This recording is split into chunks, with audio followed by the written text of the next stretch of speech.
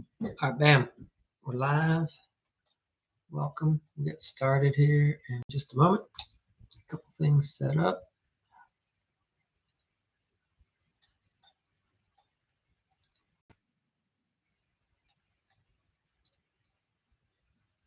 All right.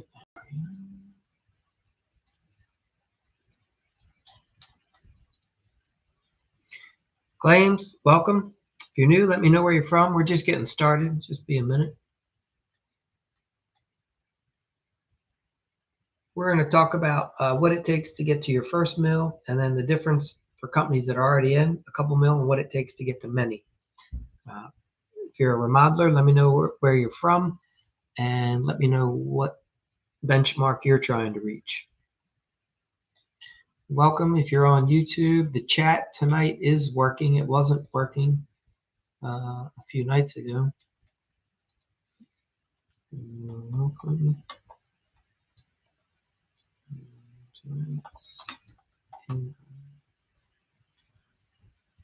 Welcome.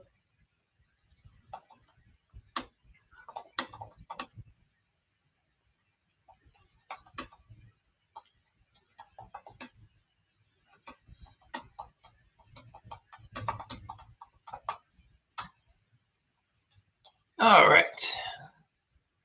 Let me adjust the screens here. We're getting started, folks. Just a minute. I appreciate everyone's patience. Got multiple platforms, trying to make everybody. Oh, that sucks. All right. So let's get started.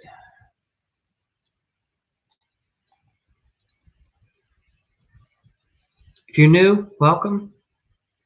Let me know what part of the country you're from, and we'll get you in. You're welcome to join in.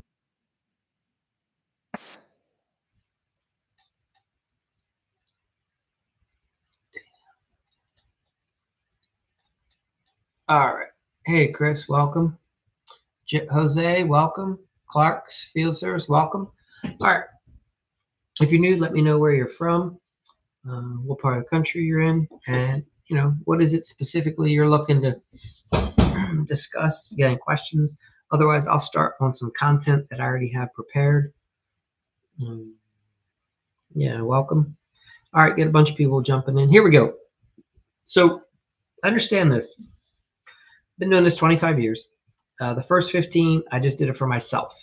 I worked on my remodeling business, and all I did was focused on taking down my competition. I had companies that were big in my area, and they were preventing me from winning work, right? Because I was the new guy, the little guy, and it sucked. So my goal was to get up to a multi-million-dollar a year company as fast as possible, just so I could survive and compete. So I had to emulate companies that have been in business for 50 years, 30 years from day one. All right. And the only way I could do that was I had to go get help. I had to find someone who would walk me and my company through that process because I didn't know how to do it. All right. So it's one thing to be able to swing the hammer. It's another thing I say to swing a business. And that's what keeps most guys stuck in this industry. You can be the best carpenter in the world. I got buddies that are way more talented than me, and they're still struggling to grow their business. They don't struggle to get the work done when they're out in the field as much. Does that make sense? Okay. So AI is one piece of the puzzle. It's not the whole puzzle. Okay. Generally, you have to do some work up here. You have to build a strategy and get a good foundation. Then you can scale. Hey, Ralph, thank you. If you're new here and you want to chime in, all you got to do is enter in on the chat. But first, just let me know where you're from if you're new. All right, guys. So here's the thing. Most guys you're swamped, right? And here's what it was like for me. I'm so busy trying to land jobs that I say I want more jobs, right? I walk around telling everyone it would be great if I had more work because in my mind, more work equals more profit. The problem is I wasn't profitable on the work that I was doing. So more work just meant that I would be more busy and I would still not really be much more profitable at the end of the day because I could only get so many jobs done at any one time. And even if you give me 10 more guys, I'm only going to scale and get more work done, but it's still not all that profitable because I'm still not learning how to sell it proper in the beginning, right? So you have to back everything up and say, wait a minute, I need to learn how to sell any job for profit from day one. Once I can sell any job profitably, now I can sell many jobs profitably. And once I can manage one crew well, now I can start managing many crews well. Okay. All right. So, how do you break all this down? It's complicated. We all need the same general suggestions. It's kind of like going to a doctor. The doctor wants to take your blood, they want to look you over, talk to you about your lifestyle, your habits. Then the doctor can give you the specific prescription, right? So I can say to a lot of guys, you need to work on your sales, but I don't until I know exactly what are you messing up in the sales? What is it that you don't understand, right? A lot of guys I've found over the years, let's take kitchens, for example. When I first started, it was taking me closer to 2 to 3 months to do a kitchen. I'm talking a complete gut, moving a window, changing where the door is, moving a wall. I saw another company getting these done in 6 weeks, and I was like, how are they doing it so fast? Well, they were much more organized. They planned everything out in advance. They didn't show up to the job until every single selection was pre-ordered, delivered, warehoused, checked in, ready to go. So are you doing those things? Like these are simple things that have to get done in the beginning. If you guys are new, welcome. Let me know where you're from and type into the chat and we'll get you going. So for instance, if you're a kitchen remodeler and you're not warehousing items and making the customer do all the selections up front, how do you think you're ever going to get to a place where you can do 50 kitchens a year? You're not. Because if it takes you 3 months to do every kitchen, like you have to learn to get them down to 6 weeks in, out. That is how you can start scaling and growing a remodeling company. Little things like that, leveraging, right? And operating at a higher level for more capacity. The other thing is when you can shift, if you and I both sell a kitchen at the same price and it takes you, let's say 12 weeks, 10 weeks, but it only takes me 6 weeks, who's going to be more profitable? I will be more profitable every day of the week because it's taking me significantly less time to get the project done. So that's another significant move that a lot of contractors don't recognize. A lot of guys will say to me, Mike, I'm very efficient. Well, I bet you are. But like, is somebody else in your market got a better system and are they even more efficient than you are? Because maybe you're only as efficient as you know how to be, but if somebody else showed you a few other things, you're like, damn, I didn't realize we could do it that way because no one ever showed you. You may never have worked for a company that was that more organized and structured. All right. Jayon, welcome. Good to see you here. Hope you had an awesome weekend and ready to get to it tomorrow. Get back at it.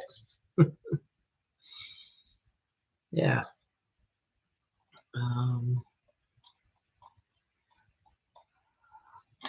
So if you got any questions, Jayon, anything you want to talk about at all, you put it in here. Otherwise, I'm just going to go down a little bit about AI and what I've seen over the years with helping guys either try to get to their first $1 million in sales or go from 1 million to 5, 5 to 10, 10 to 30, right?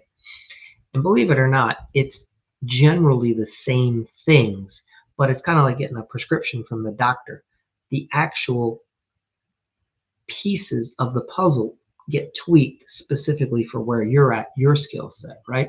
But at the end of the day, it's the similar things. It's like, well, we're going to need to work on your health, right? So how are you managing the team? You're going to need to work on your sales. Tell me about your current sales process. You know, so it's a lot of the same things, but they do have to be specific to your situation. All right. So hopefully that makes sense. George, if you're new, welcome. Let me know where you're from. Let me just check to see if anybody's on YouTube tonight and chatting. All right, welcome. Very good. So here we go. Let's think about this. The reality is, and this is challenging for some guys to hear, you can have three remodelers in the same marketplace and they're not playing the same game. Some are trying to get to like their first 500,000. Some are struggling at 1.5 million, and another guy might be at 5 million, right? And so the way they're approaching the business is a lot different from each other. Same industry, similar offering, right? We're all going to remodel a kitchen, but the way we're going about it is much different. And so I want to help break that down for some of you guys to see, so that you know, as you go up the escalator, as they say, it changes. You have to make shifts and adjustments. So in the beginning, if you're still the tools on guy, right, and you're out in the field, you're running the truck, you're running the crew, you're running the marketing, you're going to have to get somebody to help you with like SEO. You're going to have to get someone to help you with your Google profile. All right, and get someone to help you with your website so that you can have that working for you. Like Jay Allen, you're doing really good with your Google. It's working for you behind the scenes. You don't have to actively be there.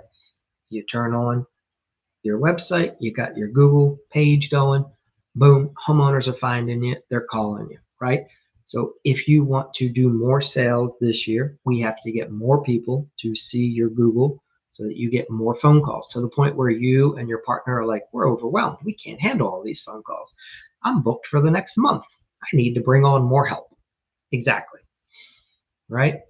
And at the same time, we have to put in some guardrails so that you grow like you're trying to do strategically. We're going to move and see if we can double this year, right? We're not going to try to 10x it in 1 year. We're just going to try to, and you're going to have what your goal is. You're going to crush that goal. That is no problem for you this year. So you'll do the same thing. You'll still get some referrals, right? And you'll slowly grow that business. All right. It's going to help you this year to dial in some of your job costing. So for instance, when you're estimating a job, make sure you go back and review them when they're finished and say, okay, I anticipated it was going to take this many hours to do this work. I anticipated it was going to be this many materials, and I was either accurate or I was off. And over time, you want to make sure that you're more accurate than you are off, right? Because you want to set a base so that you can do these estimates quicker, faster, and more frequently in the future. So that's where job costing comes in. You don't have to get overly complicated. You don't need 100 different chart of accounts. You just start off small. And if you need help with that, I can walk you through those things. For the average remodeler, it looks like this: demo, framing, electrical. Yeah, good for you, Jay. Yeah, exactly. Like, and the more that I check my numbers, the more that I realize that you don't know. You think you know, and yet so often you come across jobs. Now, what I've found over time is the older the house, the more the variable. So if I am being called out to look at somebody's house that was built prior to 2000, and specifically prior to 1940, I already know there's going to be way more variables and it's going to be much more complicated. But if the house is only like 20 years old, it's a lot simpler. That's the variables that I've noticed over time. Age of house is a big one. Yeah. So good, Jayon. Like I said, you do all the right things, brother. You know what you're doing. Yeah. So for an average remodeler, and for you, I could see your job costing primarily being around, as you get into some bigger projects, like if you get into do the bathroom, or you're going to have to track how much time did the demo take me, how much time did my prep take me to get ready, and then how much time is my rough-ins taking me, how much time is my trim out taking me, right? Those are that's how I kind of would see your world. So like if a general contractor hires you to be the plumber on a big kitchen remodel, obviously first time you go in, you're demoing the old crap, or maybe he's demoing it. Then you're doing your rough-ins, and you're coming back and doing your trim out. So, I wouldn't get too complicated. So for a remodeler, yeah, framing, You list out all your mechanicals, and then it's painting, sheetrock, right? Insulation, flooring. Uh, you keep it small. All right, you guys follow me on that. The other thing, make sure if you're getting to larger projects where you have milestones, remember to use start of. You tell the homeowner, hey, your second payment's going to be due the day we show up and we start doing this. Do not use the words, it's going to be due when we're finished doing this stage. So for me, in my state, we're limited. You can only do a third typically. So what I get at is I'll collect a third deposit, and then the first day on site, start of demo, a second payment's due. And then I will have another payment, usually right around sheetrock, start of sheetrock, first sheet, there's another payment due. I might only put up 2 sheets that day. Doesn't matter. It's started. Because finished is a lot of ambiguity. The homeowner says, I don't think you're finished. And you're like, I finished that a week ago. They're like, no, you need to touch this up. You need to fix that. You see what I mean? So use start of. All right. For operations, Jay Allen, this will be a good year for you and your partner to start writing down how you do the job. So your partner should be asking you what's up here in your head, how you're assessing all your projects. Like, what is it that you're scrutinizing? When you show up and the homeowner wants you to do this job, you have a game plan. And whatever that approach is, like the way you analyze the house, like you might be the type of person, before I even go to the bathroom or the kitchen, I go look in the basement. Or the crawl space. I don't know your process, but whatever that process is, you should explain it so that your partner can start writing it down as a general guideline. This is how I attack jobs. This is how I understand what I'm about to get myself into. And that would be one of your first SOPs. And the reason you have these is because in the near future, you're going to want to bring on a technician to help. And you're going to want to you see what I'm saying, John? You're going to hand them that SOP, and you're going to say to them, hey, I'm not saying you have to do it the way I do it. This is a way to do it. And what is important is, at the end of the day, let's make sure that we're all covering the basis, right? The guy you hire to work with you, he might start by going to the second floor, and or maybe he starts by looking up and finding all the vent pipes on the roof. I don't know. Whatever his process is, you guys just want to make sure that you're in similar ballparks. Is that okay? It's not about him being you 100%. Now, if the way you do it is the only way, it's the best way, then yeah, you tell the guys, like, you draw that line in the sand and you say, like, for instance, in our world, guys, like, the main plumbing has to be disconnected before we're doing demo. And we have to make sure that we've traced circuits in the room before we're going to be getting out Sawzalls and sledgehammers. Like, we shut off the plumbing to that room. We shut off the electric to that room because we don't want any accidents. Okay, like, that's a non-negotiable. So that's like step 1 before demo starts. Plumbing's turned off, electric's turned off, at least to the area, if not the whole house. Okay. Now, hopefully that all makes sense. I think you're picking up what I'm putting down. And like, Jay, I'm sure, like, you teach your guys, like, in part of your scope of work is going to be telling guys, hey, when we shut the water off, we have to go open up other faucets in the house to, like, take the pressure out of the system, right? Like, you want to drain all that excess water out. And you also have to remind guys, like, once the water gets turned back on, we have to go around to all the fixtures in the entire house. And what I think you guys call it aerating. I'm not sure the technical term. I just know you have to go back to all the fixtures, open the levers, and get the air out of this, purge it, right? And make sure you have good flow. And sometimes there's mud coming through the line, like, who knows, right? There's gunk in the water lines. So And do you guys, Jayon, do you also take out the little filters that are sometimes under the faucet and clean that out for the client before, if you've had to shut the water off and then you're turning it back on? Okay. So now it sounds trivial, but like these are like the little things, in my opinion, that separates the professional from the company that just hires some guy and puts him in a vehicle and says, go out there and change the faucet. And the guy doesn't like do these extra things. And then the homeowner that gets pissed off because they call back a couple hours later because they go into another bathroom in the house and the pressure's all off and the water's shooting because there's, you know what I mean? Like, and then there's crap in the lines and it's just anyway, it's not a pleasant experience for the homeowner. And then, so you get that. I don't have to go into that. All right. Cool. So what I found over the years is once you lay down the foundations that you're building this year, that is what's going to allow you to get busier because you're just going to become more efficient, right? It's not that now you are going to probably work yeah, waterfall, lavatory faucets are the worst. Okay. What is it that you have to make sure you do on those? What do you help me understand exactly?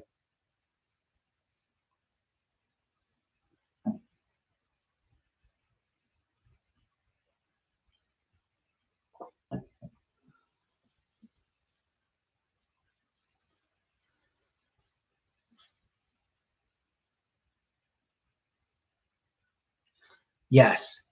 Yeah, exactly right. Because all of a sudden, that when the water's trying to come through, there's an air gap. Okay, yeah, and then all of a sudden it just shoots out. Yeah. See, and again, like little things that sometimes people don't think of. I don't know if you guys have a lot of houses that have gas down in Texas. That's a big thing where I am. And same thing, if you're turning off the gas because you're working on an appliance or the water heater, yeah, ends up shooting out, hitting the other wall. Exactly.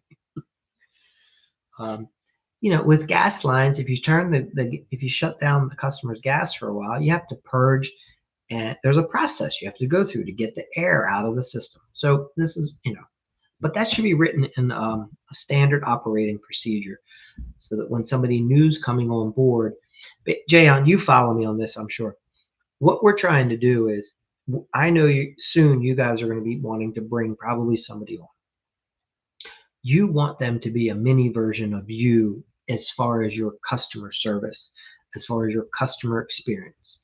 They don't have to have the exact same personality, but they need to provide the same customer experience. And you can have them do that by you giving them all the steps. These are all the things that little things that you might do. Hey, I make sure that I put on these overshoes, these blue booties. And the way I do it is I wait till I walk up to the front porch. Gas for sure. Like water heaters need to be relit. Yes, yeah. See, all this stuff needs to be in. And for some guys, you have to explain to them, hey guys, the reason we have to go through this process is because this will happen if we don't, and that's not what we want to leave the homeowner with. So now. So all of these little things that we're lead to helping you get to do bigger things quicker. Okay. Now, over the years, what I found is we all work to our capacity. And once we reach our current level of capacity, we can't do any more. And for most of us, you'll probably hit a benchmark, Jayon, at some point. I'm assuming you guys will probably get to like $1 million a year, if that's your goal. Getting past 1 to 3 million a lot of times requires another skill set. And where I'm going with it is, if you already had the $3 million skill set, you'd be getting there super quick. But most likely, what's preventing it is, hey, we need a few more skills, and then we'll get there. No, you're not overthinking it at all. Like, this is just I don't want to say common sense. What I want to say is this is just like professionalism 101. It's all the basics. Do you remember when you got your driver's license? Kids today don't learn these things, I don't think.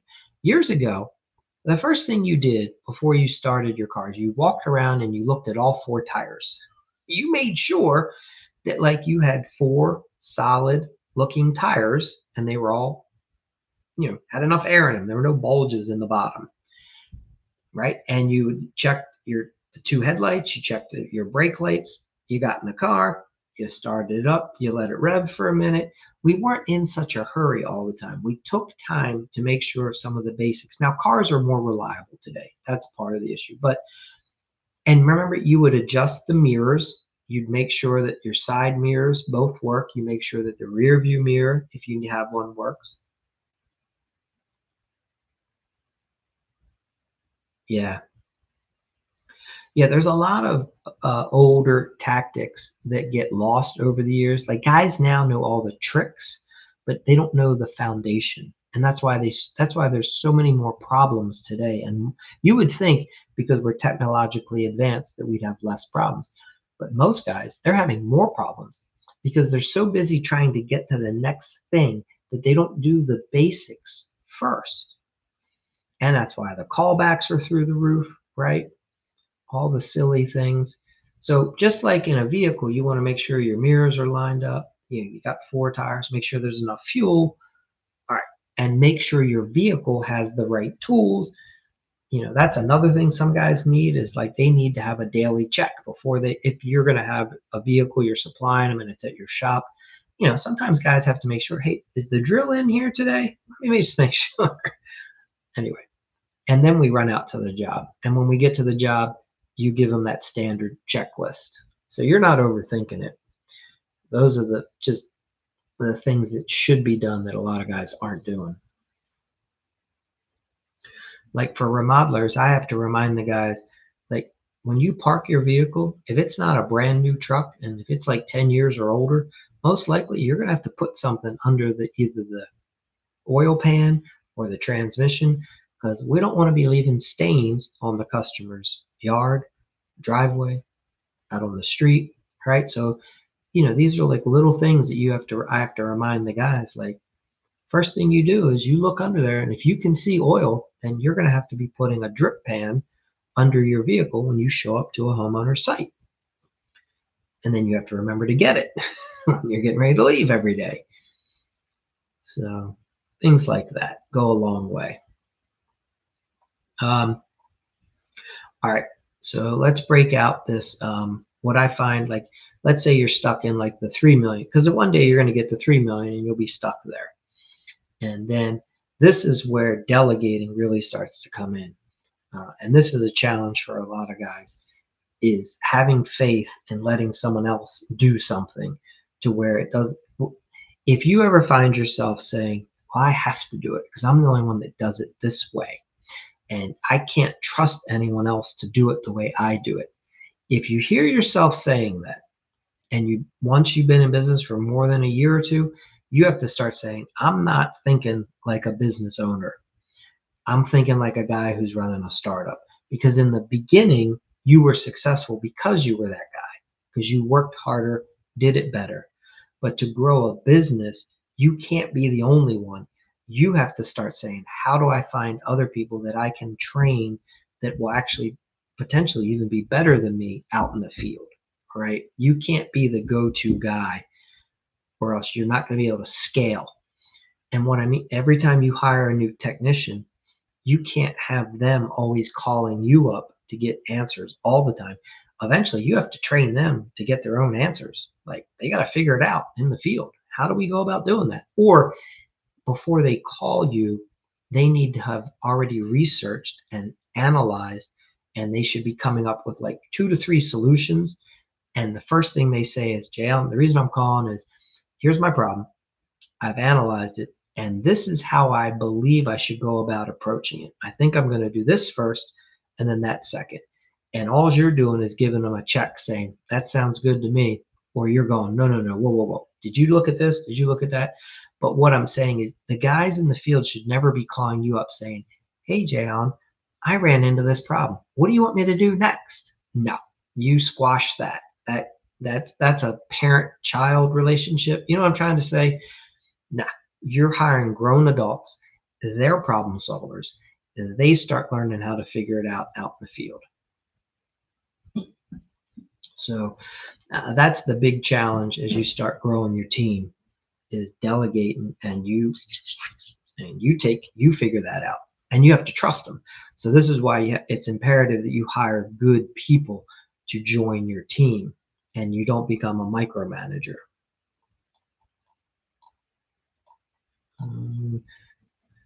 And then basically when you're trying to grow at this point, now we have to focus more on our advertising. So you have to be comfortable spending more money.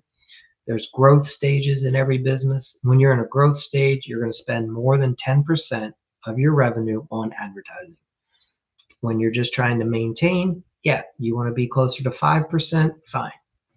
But if you want to grow, then you've got to start putting some money into it's investing in advertising, because the reason that you're advertising is to bring business in. What a lot of guys say is, I can't afford to advertise. What that tells me is you have a crappy advertising plan because it doesn't work and it's costing you money.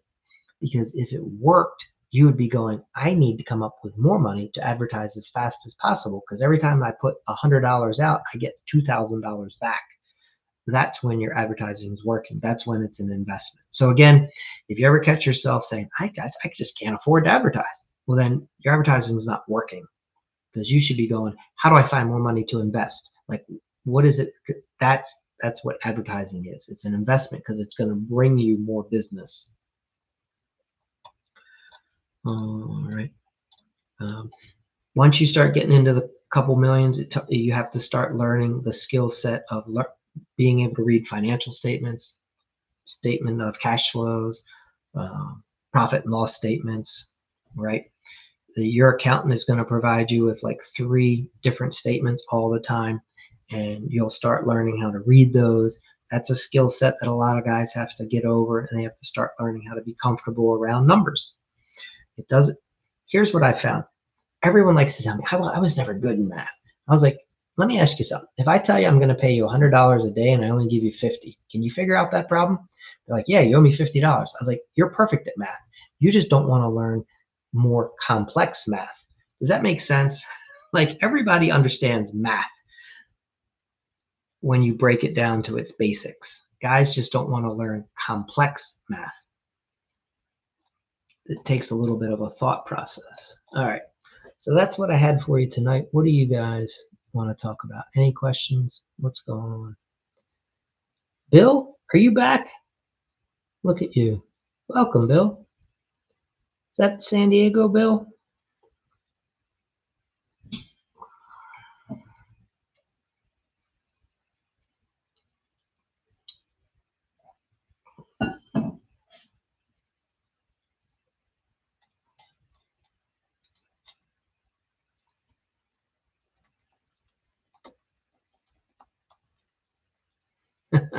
Good to see you here, Bill.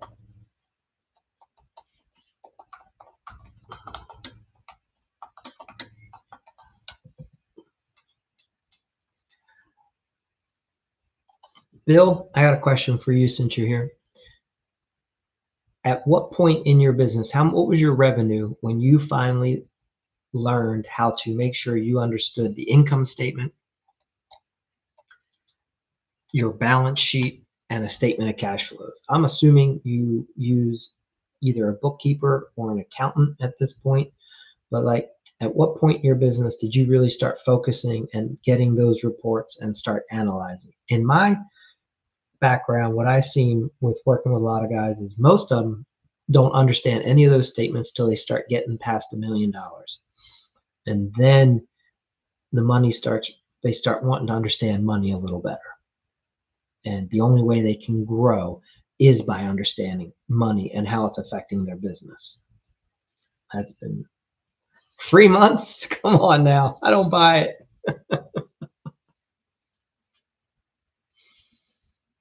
All right, maybe.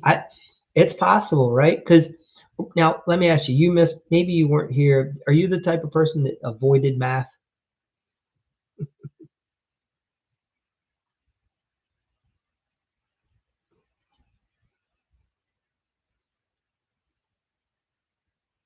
Okay. 2024. Well, so wait a minute, was that the first year that you crested? Were you doing like 700,000 the year prior and then you finally broke in and got past a million?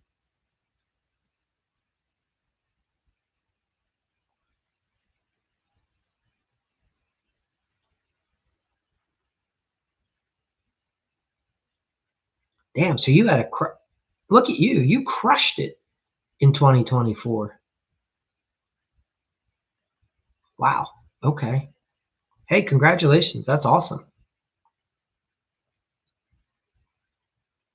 What was the difference for you?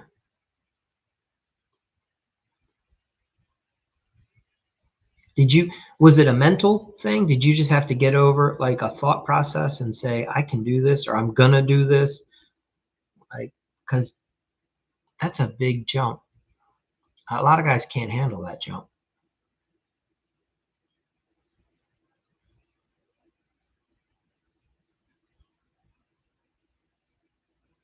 Okay. So you were getting guidance. Yeah. Did your mentor, does he work with you a lot about helping you the way you're thinking about your business? Like, what I'm saying is not that you don't know how to think. I'm not saying that. But like you see the business the way you see it because you're in it every day. And your mentor is like, whoa, whoa, whoa, Bill, like we're gonna look at it this way going forward. Yeah.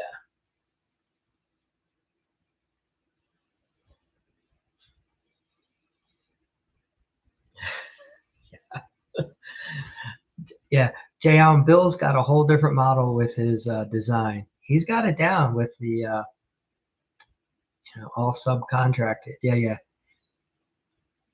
And so Jay Allen, think about it. Like when you were working for the company you worked for, what were the sales you how much was your sales revenue that you could bring in? And what did you notice the average tech could bring in?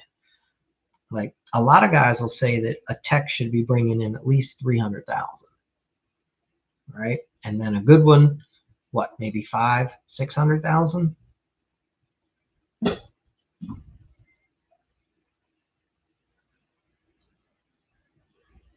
But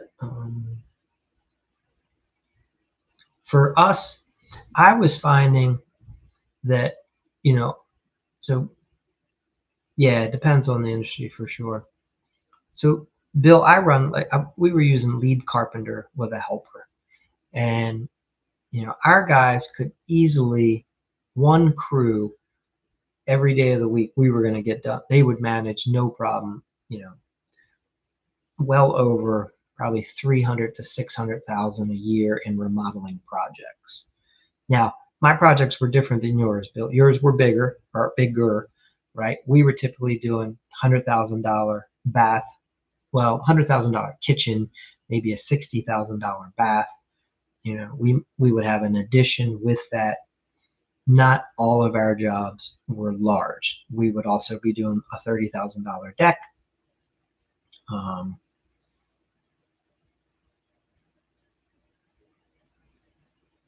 yeah, yeah, we had. You know what's interesting, Bill? We had to find better paying jobs because of the level of service, right? I can't compete with the guy who's trying to do the $20,000 kitchen remodel. He basically wants to DIY half of it. There's no room for me to be in that equation.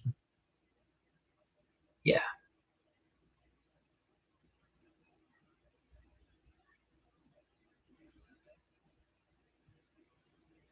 Yep. Exactly.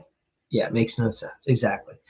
So yeah, Jan, I think if you're first, when you find that tech that you guys decide to bring on, when you're ready for that, the numbers you're going to want them to bring in. I mean, to justify what you're going to pay them for a year. It might be hard for you to bring in that guy at like $700,000 a year right off the gate, but you should easily be able to bring someone in at 300,000 the first year, and then the goal getting them up to maybe 500,000 by teaching them how to do some upsell and good customer service and helping you get more referrals, right? And leading with Mr. and Mrs. Smith, while we're fixing this job, I noticed you might want to be in touch with, our office to talk about fixing this thing next. things like that. Yeah.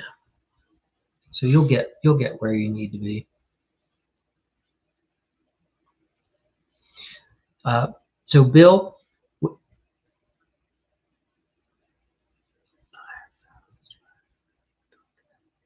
they're not good.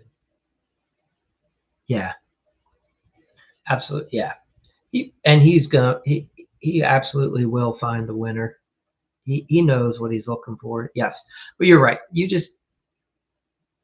You can't, don't feel sorry for somebody who just can't pull their own weight or isn't working in the model that you need to work, right? And sometimes this was how it was for me.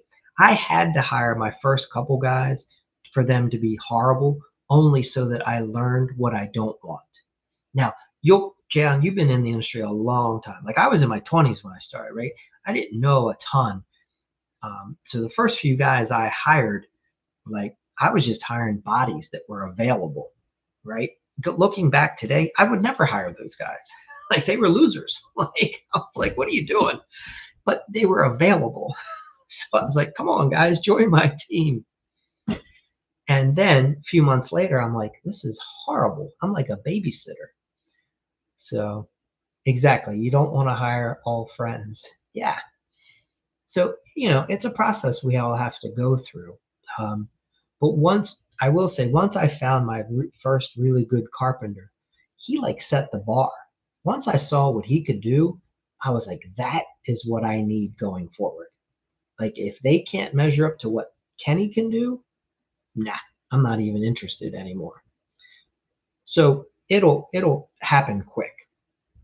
You'll know quickly whether, and so that's why I talk about the first few people you bring on board, you do a temp, you do a probationary period. You let them know, hey, we're going to try you out like you're going to try us out. We're going to pay you, we'll give you full-time hours for the next 90 days, but I'm not guarantee you're going to be here in a year from now. We got to make sure it's going to work out for both of us.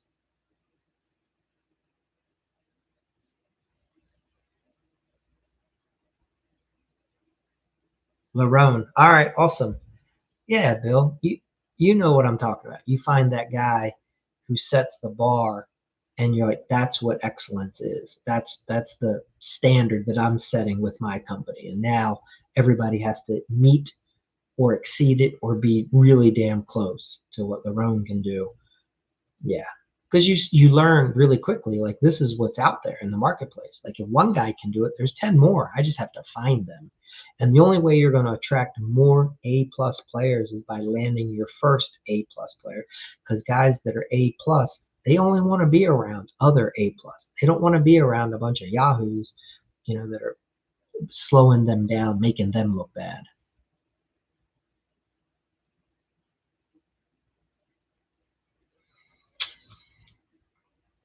Yep. Bill, you preach it. Yes, sir. Exactly. Yeah, you want the guy who's going to do it better. Yeah. Yeah, I had to hurry up and find carpenters that were better than me. 100%. Because if I'm the guy that cuts the best crown molding, I'm in trouble. Yeah, that'll never work. Yeah. And Jay Allen, you know what I found? Like now this will be tough in your position. I think your first guy has to have some experience because I don't think you want to be out babysitting all the time. And I think you'll probably be able to find someone that has some basic skill set. You know, I found I was better off hiring very talented people as opposed to trying to teach someone from the ground up. That's just been my experience. Now, we brought on some helpers that could work with our leads, and they didn't have to have any experience. They just had to have a good attitude. So, I don't know how that model works for you 100% right now, but that's how we were doing it. See, Bill? Oh, yes. Yeah. 100%. I had to hire guys that were older than me when I started. I've been here. Yeah. So it takes time.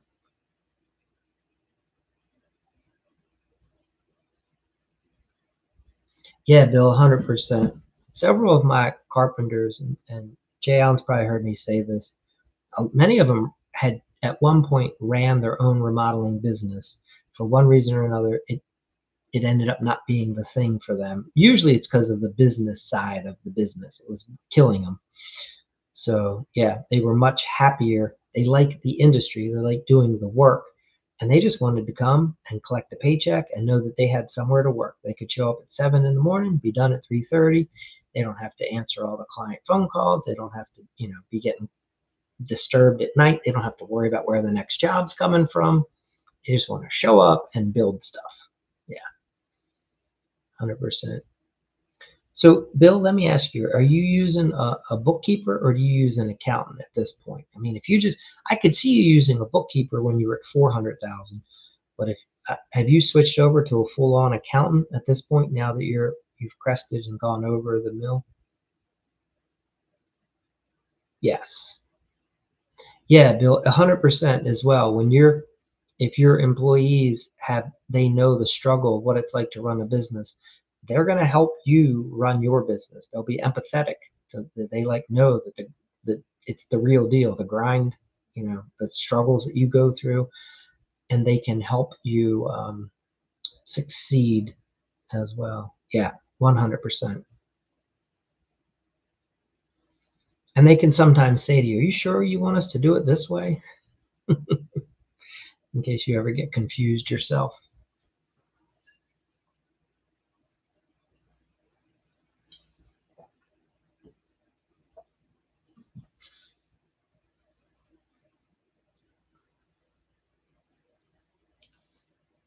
Ah, cool. Okay. Now, hey, Bill, does this person work remote for you, or is this person in your local area?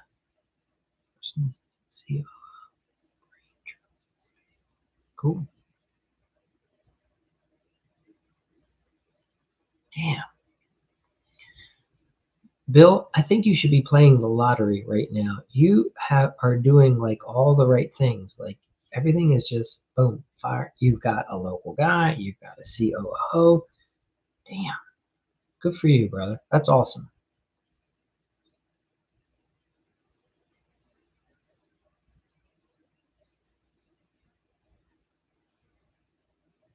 So is your CEO at 400,000, were you doing any job costing?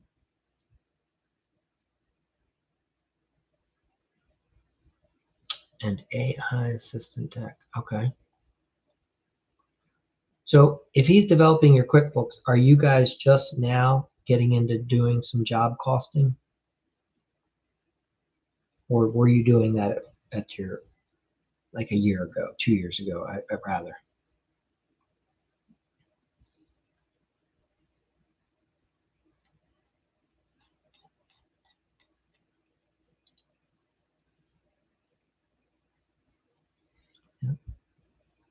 And if there's anybody else that's new to the chat, feel free to let us know where you're from and just tell us your niche. And if you want to, if you've got questions or you want to add to the conversation, feel free.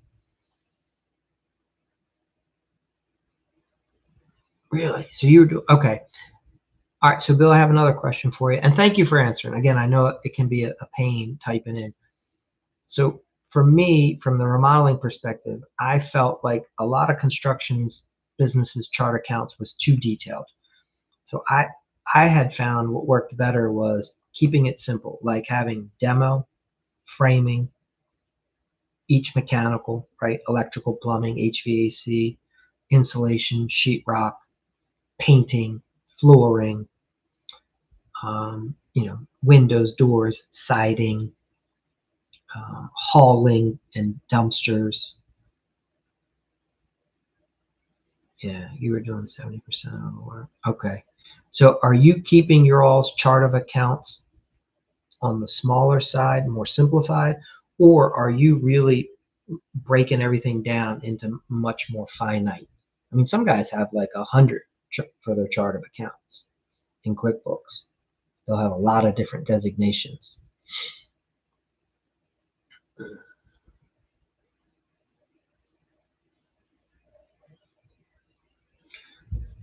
Okay, so you're going with 60. All right.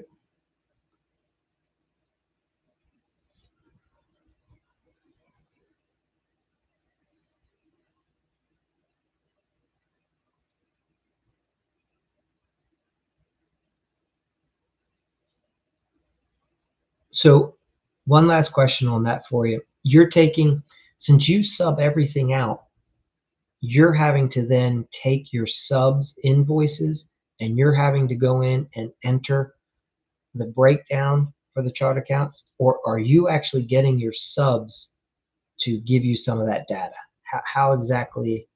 Because I would have, my initial thought is you're not getting your subs to do it. You're doing it, but maybe I'm wrong.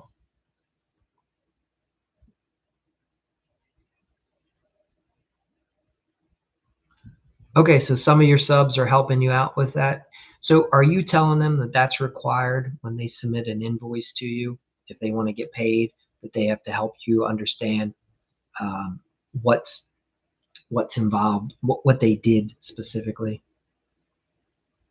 Both. That was before 2024. Yeah.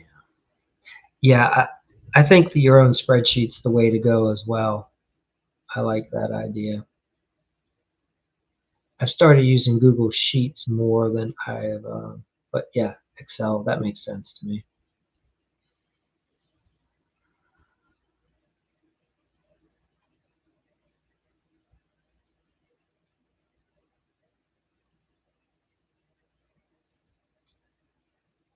You're doing the, so you're giving them the breakdown. Okay. And Bill, when you're doing your pre-construction meeting, are you introducing some of your key subs at that point? Are you asking them to show up for the pre-construction meeting? And follow me for it. This is how we run our, the way I see a pre-construction meeting is whoever has done the sale of the job goes to the pre-construction meeting to officially hand over the project over to the production side of the business. So this is where the project manager role comes in, and then we explain how we're going to operate the actual production of the job. And then typically we try to have our key subs, usually the mechanical guys, electrical, plumbing, HVAC, stop by to introduce themselves and to get a quick peek at the job if they haven't already. Just depends on the scope. Okay. Yeah. All right. Makes sense.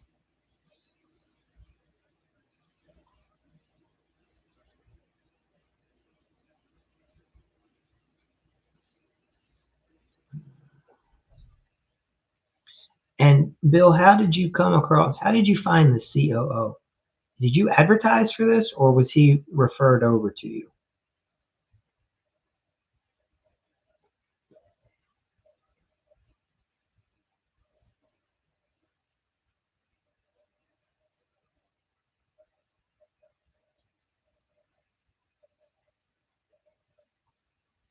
Yeah.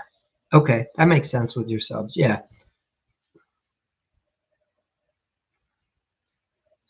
So, and Bill, you're probably going to tell me the same thing. Like if I go look at a job, I already know roughly what each of my subs is going to charge me. I don't have to call them unless it's something like very unique, something I've never come across, or the customer has like some interesting request, right? But for the most part, if you've done it a couple times, you generally know within reason, an approximate, fair enough to at least you can bid the work now. So I think that's what yeah, that makes sense.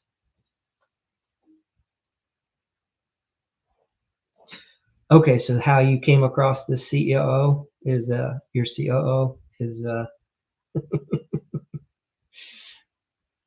well, eh, well, I'd be curious if you're willing to share. Yeah, you know all their numbers. Yeah, 100%. Yeah, it baffles me. Like if you pay, like if you jump in any of these other Facebook groups, you're gonna see so many guys are like, they don't know what their sub. They have to have their subs come and look at every single job, and I'm like, what are you doing? You're killing them. Like this is insane. If you're a kitchen remodeler, you should pretty much know what it's going to be to move the plumbing or move, rewire and come up with the 6 circuits that we're going to need for the kitchen and, put the track lighting in or the recessed cans or whatever we're doing. Like I should be able to figure that out. I shouldn't have to have my sub keep looking at every single job.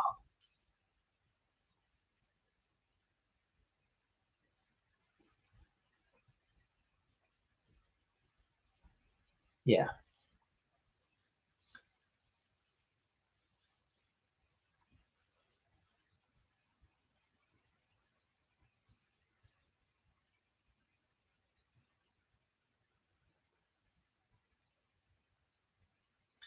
So, Bill, let me ask you this question too. What is your I mean, you made a huge jump. Are you trying to stay within that range this year, or are you trying to make the next jump? Like to get up to like 3? Or do you like where you're at and you're like, no, I want to stay in this range, just make it more profitable? I know that, like, so that's another strategy, right? Like we don't try to act, once you get to a volume that you enjoy or you think is, sometimes the game is now is how do we make it just a little more profitable? You know, it's not always about, I understand it's not always going to be about more revenue 100% for everybody. Or do you think that people just say that when they're just scared of more revenue because they don't know how to do it? I'd be curious what your insight is on that.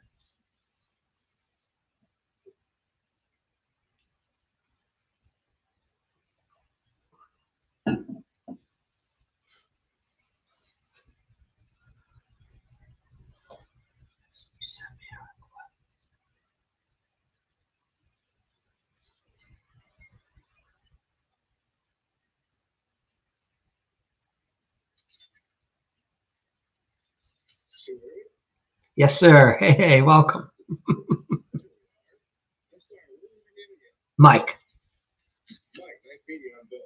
Yeah, Bill, good to meet you. Thanks for jumping in here. I haven't done this before, but it's like, yeah, I might as well send a request because there's just so much info I can just spew out. And you can only do so much to the point messaging with 30 characters.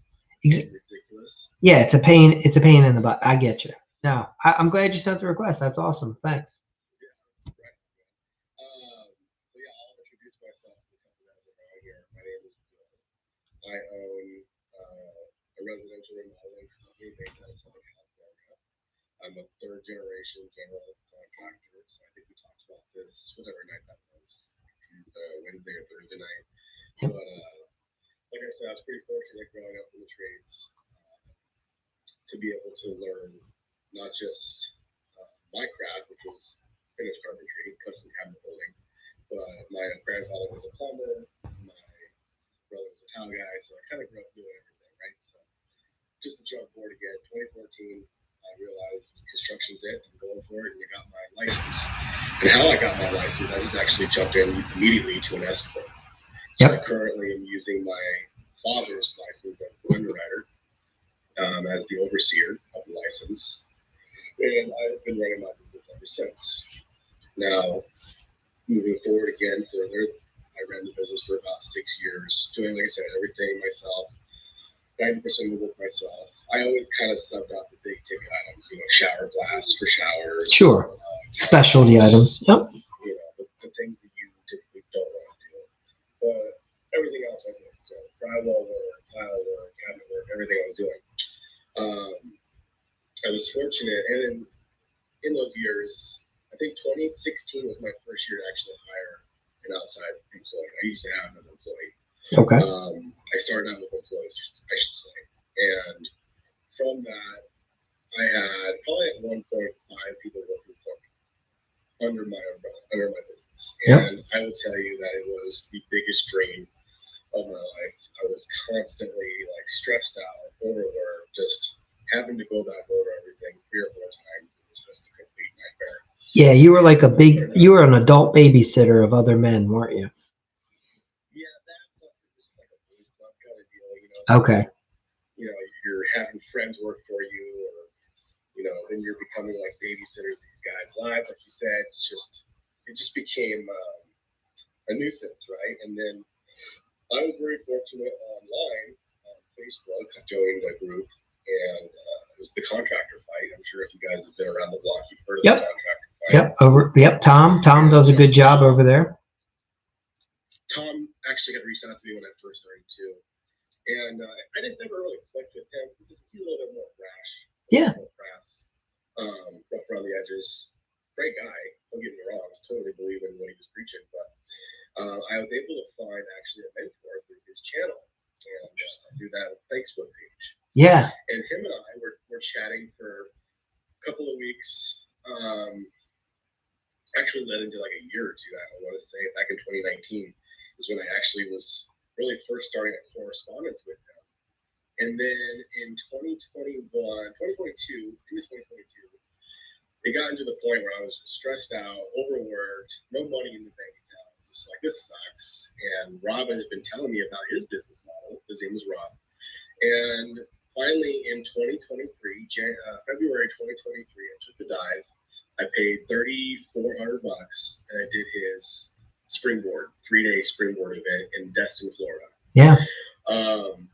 I still to this day have that voicemail from him saved on my phone as a reminder because I'm pretty spiritual. I believe in Christ and follow the Lord as much as I can. And I took that as like, that was my leap of faith. That was like my, if I didn't do that because of that 3,400, because at that time 3,400 it was everything. Yeah. Oh my God. And again, I'm sorry, I'm like hijacking your live. But anyway, long story short, took that 3-day crash course, and I gotta tell you, when I got off the plane and until he dropped me off back at the airport, it was like a download of 72 hours of knowledge. I was just blessed with, like I said, Rob's business model, everything he had to teach me about how I'm currently running my business. I'm still learning it. I'm still developing it, trying to master it. And gosh, it took me from, in 2023, like I said, I closed out 23. I think the books were right below 500,000, something like that. But then 2024 hit, and I was off to the races with that business model. And like I said, I hit over 1.2 million that year. Yeah. And it was just a game changer. And then to this year, I was even at the 6-month mark. I was already over 800,000, and I was just on cloud 9. Like, oh my God, this is 2 years in a row. This is so amazing.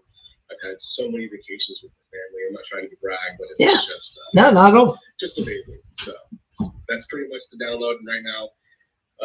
Like I said, we're finishing out the year. We're doing 2 large projects at one time. I have 2 project managers that work with me. Like I told you before, I have 0 employees now. Everything's 100% subcontractor based. Yeah. So that was a real quick deep dive, just so you kind of get into our mindset. Yeah. No, this is awesome. Thank you. Let me ask you, so what is it that finally got you to the hump where because here's the thing, you were exposed to, like, so what Tom does and what I do, we're similar. We each have our own personalities. I hear what you're saying about that as well. Tom's background's a little more as a painting contractor. My background's more as a general contractor. But you saw that he was helping people. You saw people getting results, but you still waited a couple years to do anything. What is it why do you think that was? Well, I don't think I waited necessarily, because even when I was in Tom's group, I really changed my whole mindset. The first thing I ever changed after watching Tom's videos and started chatting with the boys on his Facebook group. Yeah. At that time, it was when guys were still owning their shit. That's when it was, to me, that's like the hardcore diehards. If you've been around for a while, Yeah. Back in 2019, 2018, that was part of how you were able to be a part of that group. It was like you're putting yourself out there, you owned up to what you were struggling with, and that's how you were accepted into the group. Now it's become a little bit more loose, and everybody can be, whatever. But yeah, you had to earn your stripes by posting onto the page. Yeah. Correct. But the first thing that I was fortunate enough to implement was I started charging, and at that time I was calling them estimates still. I actually charged for consultations or estimates with clients. Yep. And I think that was the first, and my mentor Rob, who at that time was just basically giving me like free weekly phone calls, just chatting with me for free. He's like, you can do this. Go out there and know your work, like really accept know the value of the work you're bringing into these clients' homes. You're not just a hired help. You're someone that's a professional. Act like it. And I don't think charging for estimates is for everybody. So I don't want people to get too caught up with that mentality. And there's a lot of competition. There's a lot of areas, and especially if you're new, you're starting a business, the last thing you're going to try to do is, I'm going to start charging people for my time. Like, no, you're new, you're a new business. Right now you're building that repertoire, or that, what's it called?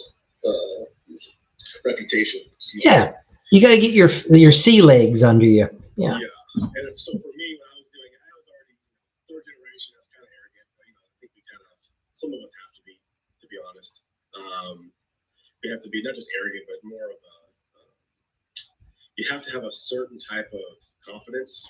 Yeah. Some people could call it construction trade. Yeah, and you know what's interesting? Like the scale. If you're the type of person who hasn't been confident for a while, you can often think, well, that person's arrogant because they might be so confident. But you're right. Once you own who you are as a person, like, wait a minute, I can do this, and you project some confidence. It's amazing the transition that starts happening. Yeah. And it's a fine. We're getting a little bit more psychological aspect. Yeah. You do too.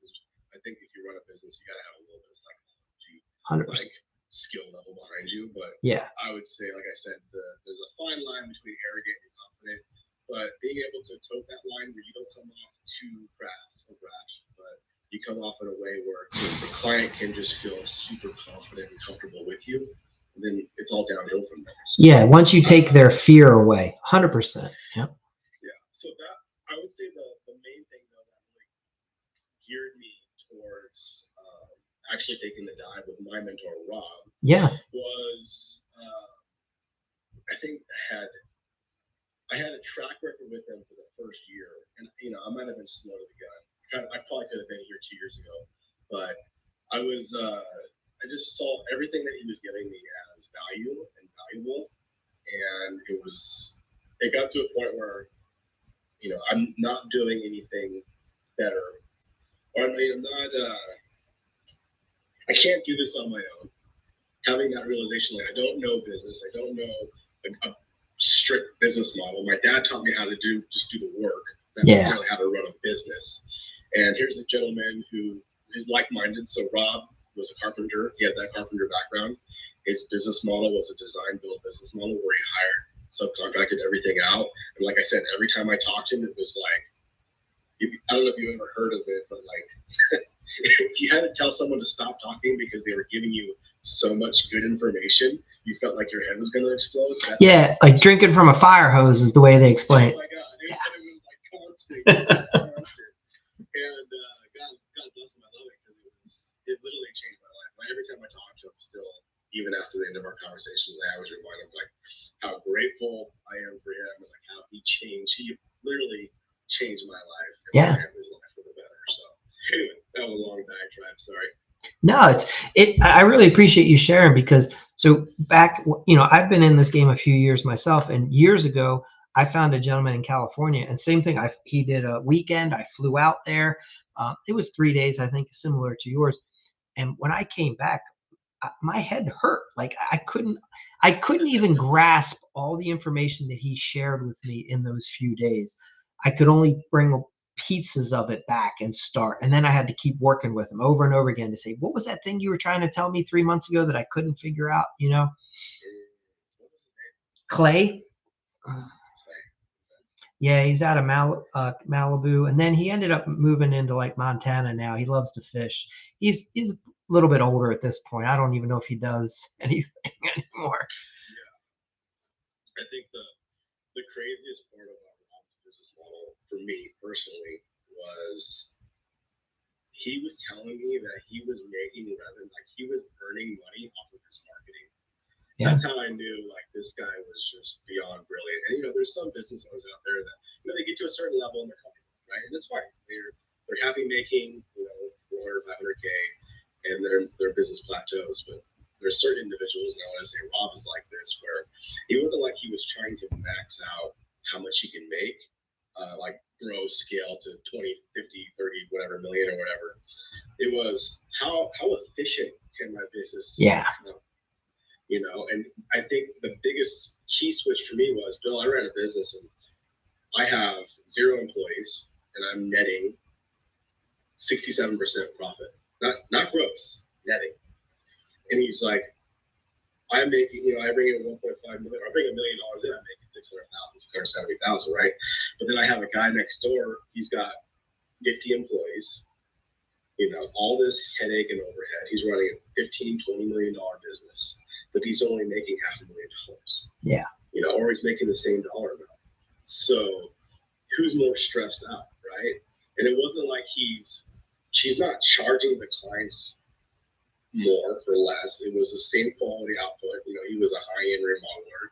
It was just strictly the way he ran his business, and how numbers, if you know your numbers and how you can shift your numbers, can really it's a game changer. And I think, and that's why I was laughing, because you asked me, when did you start doing your Excel sheets, and when did you start doing QuickBooks? And quite literally, yes, I literally didn't have QuickBooks until end of last year. Didn't even know how to use it until 3 months ago. And even still, I'm getting coached on how my QuickBooks is working, so I can learn my month-to-month P&Ls. And going over all my my numbers. It's just crazy. Not knowing your numbers, I think, is any contractor's worst downfall. And if you're serious about being a business owner, I would say forget knowing the trades, forget knowing how to be a master craftsman. There's already the best plumber out there. There's already the best electrician out there. Go hire them and just focus on your business. That's what I'll say there. So yeah. No, this is awesome. It's funny. I really appreciate you sharing, because you get it now. And I'm not saying you didn't get it before, but it's crazy. I listened to, I'm like, I would love to have Bill just share, because it's so real for you right now where you're at, right? Yeah. So my goal is always to be retired at 40. I'm 39. And when I say retired, just be retired from the tool belt. Yeah. And that was always my biggest goal. My dad was, still swinging the hammer when he finally checked out and moved to Idaho in 2017. So I've been basically solo since he was gone since then. And I was like, man, he's almost 70. I can't be working out here, but I'm almost 70. I'm not going to do that. And yeah, it's a game changer. It really is. When you realize that, I think that's the biggest downfall for most of us. We don't know how to run a business. We don't know how to ask for help, and or we don't have a purpose or a direction, I should say. Not always a purpose, but yeah. No, I'm with you. So now, in your situation, do you feel like you had to have those first few years where you kept trying to figure it out on your own? What I'm saying is, I find most guys have to fail. They have to, because the only way you would have ever started this business is because you at least had some drive that said, I'm going to have my own business. But yet then you get to a certain point, you're like, wait a minute, maybe I do need some help. This sucks. Well, I think there's a beautiful answer to that, where we're all different. There's no broad paint stroke that covers everybody. I don't think that at all. Quite literally, I was trying to be a firefighter 12 years ago. Really? You know what I mean? Oh yeah, I was a volunteer firefighter for a year. I was an EMT. At one point, while I was dating my wife, I was working 40 hours of instruction a week. I was volunteering 46 hours a week at the fire station, so that was 2.5 days of overnights, 24-hour shifts. And then I was going to college, and I was taking 20 credits. So it was at that point, I realized I'm still working construction. I like working at the fire station, but every time I'm at the fire station, I'm just doing construction, fixing stuff around the station, building a new training station or whatever I was doing. And then I looked at the numbers of what the firefighter was going to make, and I was like, okay, but I'm not going to be able to make that until I take 2 more years of paramedic training, because in California, it's super competitive. I digress. Anyway, it was, like I said, I think everybody is more nuanced. I think people have to find it their own way. And I think the only thing I will say is, if you realize something about yourself, if you realize you can't work for somebody else, then you need to become self-employed. The day you realize, I think most of us are contractors because we realized I don't like working for somebody else. And then, so that lasts for about a couple of years, and then you realize, oh my God, I'm working for the homeowner. Yeah. I'm not self-employed. I'm actually a hired help, and I'm just helping, and it's even harder. And then yes, Jay. It's even funnier. Yeah, right. Like you thought you were going to be this business owner, but really you just work for one homeowner till you go to the next one. Yeah. Yeah, yeah. And I think everyone, like even Jay Allen right here, I think he said he's a plumber. Is that right? Yeah, he's running an amazing plumbing business, and he didn't want to be a plumbing. He didn't want to own his own business either. A couple of life events happened here and there. Next thing you know, he's had to start his own business. You know? Oh, bro, you got to muscle it out, man. I'm telling you, the next 5 years at least, I guarantee you, if you stick with it, you actually focus on running your business, you'll probably get $10, $15 million. Plumbers can have higher revenues than I could have. Yeah. They really can. It's insane. Like the amount of necessities plumbers bring to society. We can't not have you guys. Like all the trades, plumbers, electricians. It's a dying class. So that means, guess what? Supply and demand. Less of you are out there. Guess what, man? Your 75, $89 an hour minimum is now going to be 150 to 225, if not higher. I believe that truly.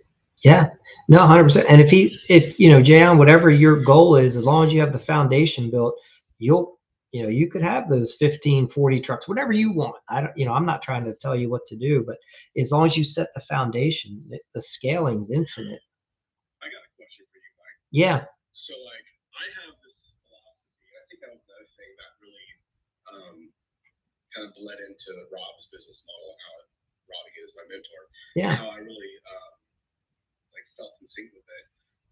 I don't, as a remodeler, again, this is not to relate to Jay Allen, because Jay Allen, your business is different. But for my specific business, I don't want to have employees because of the costs involved with it. And I think certain employees at that level of a business, they're going to breed apathy, laziness. They're not necessarily going to breed self-reliance. Would you say that's kind of an arrogant assumption, or do you think? I guess my question is, as a remodeler, you probably use employees. Did you find that useful, or were you like banging your head against the wall more times than not? A good question. So I found that it's very rare to find a good employee who will be honest with you. And here's what I'm saying. I don't want them to work like I do in the business, because I already know I'm a little bit on the weird side, because I like to work and I like my business and I put in extra time and energy. And my employees, I want them to be spending a lot more time with their family and doing fun things, so that when they do come to work, they do it because it helps them have the life that they want.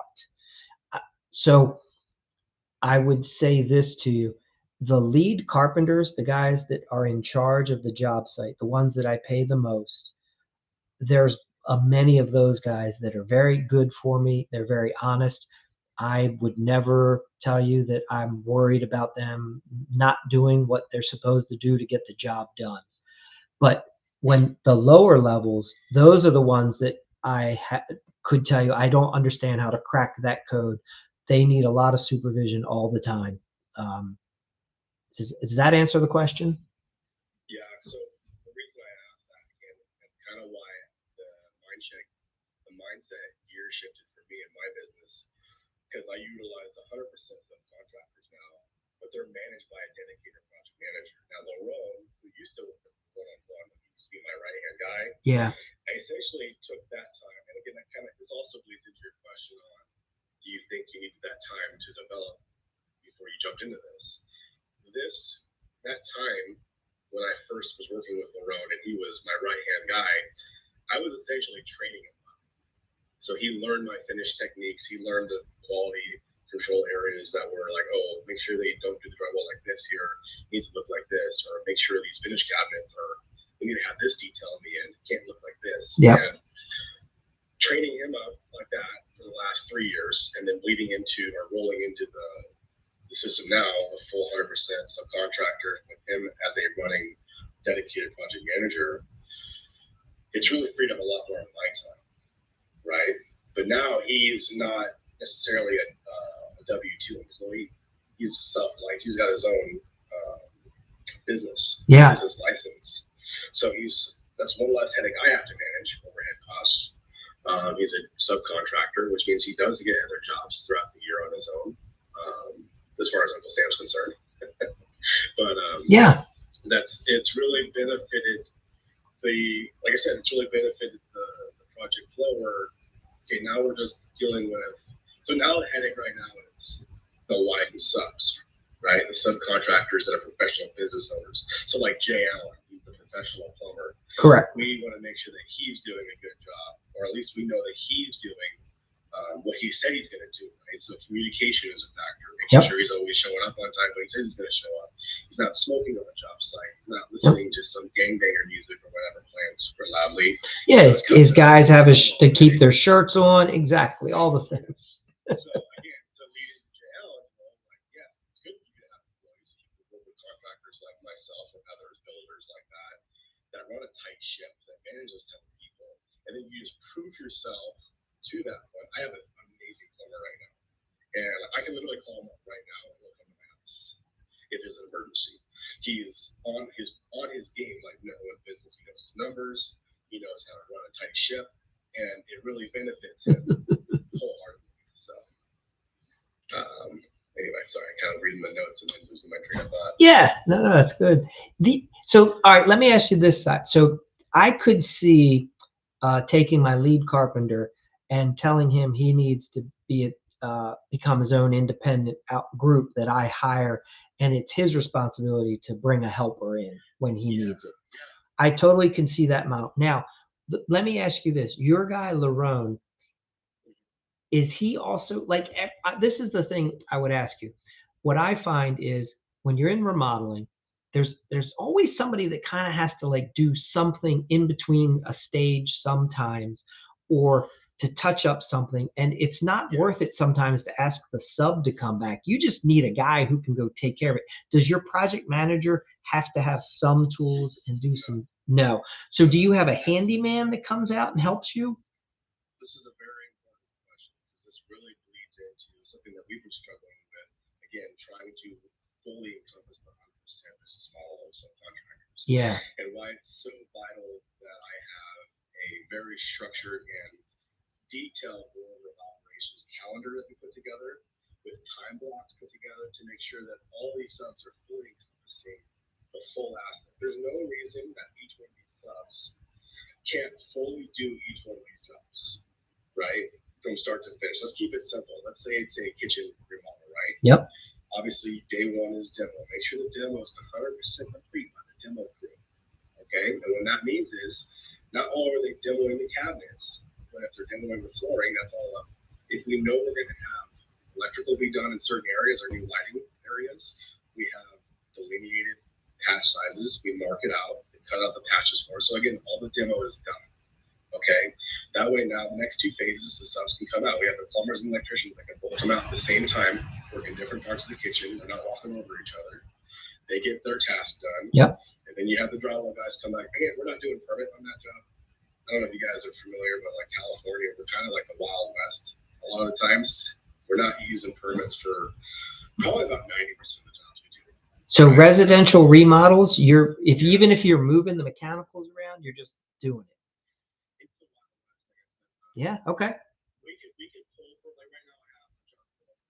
We're doing a huge. We're adding square footage to the home. We're doing a loft extension. We're adding a bathroom. Because you're putting outside the original envelope. That's why you got the permits. Yeah. Well, actually, not outside. No. Actually, inside the original envelope, but you're still adding that square footage because the old attic access wasn't originally floored out. Okay. So technically, you're adding square footage. Okay. And we're such a tight community. Like there's such a dense population here. It's not like they're driving around in their trucks, coming and popping these guys day and out. You know what I mean? It's kind of I digress. What I'm getting at is the order of operations is pretty seamless when you have it laid out in a way where everybody's following the order that needs to happen. So that way there's no need for a handyman, an average Joe guy on your call. But if there is a need for it, then absolutely you should have one or two guys that you can call up to do those little small tasks. Now, the problem with that is when you loosen your ship tightness, and obviously there's things falling apart, you're at the whim of, are these guys available? It's not like I can just call these guys up like they're waiting at home for me to call them to come out within 20 minutes. So that's why it's really important to have a calendar really focused on. That's what we're really struggling with and really trying to focus on.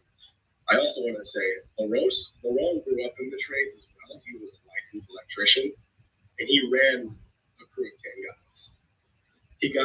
He's 53 now. So he's been working with me for 5 years, on and off, but pretty regular on. And, we have a really kindred spirit, like bond and relationship, and that really works. So going back to finding that A-plus player for Jay Allen is pretty amazing. I mean, that's what you're striving for. And once you get a taste of that, it's like, oh, I get it.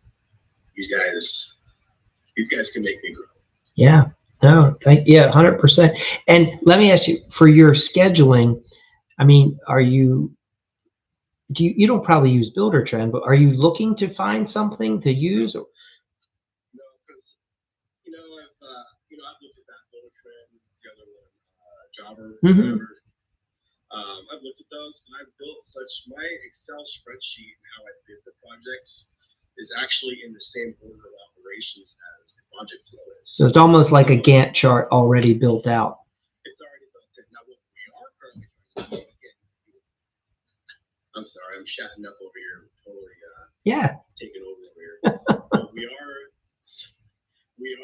having AI come into the business, right? So if you're not doing that, you need to be doing it, because there's so many gamuts with AI that you're going to lose out on. That's like free labor at this point. That if you don't start utilizing it, you're going to be left behind the wave, right? My mentor always like, look at the crust of the wave. Yeah.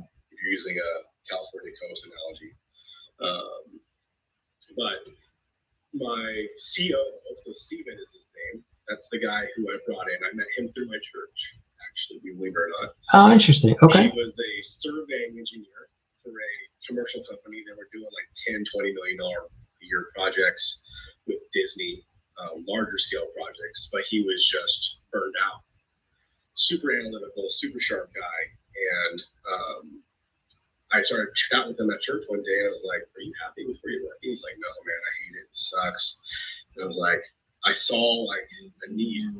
Yeah. And I had this hint of like, this guy is someone that's, obviously hurting for something he's more passionate about, looking for something that people are going to be able to take his advice or listen to him, because he was telling me all this stuff. They were listening to him, and they were bleeding out tens of thousands of dollars a month on these unnecessary, avenues. So I brought him in, and like I said, I first started him out developing our AI assistants, and now we call them Rob 2.0, just like my mentor.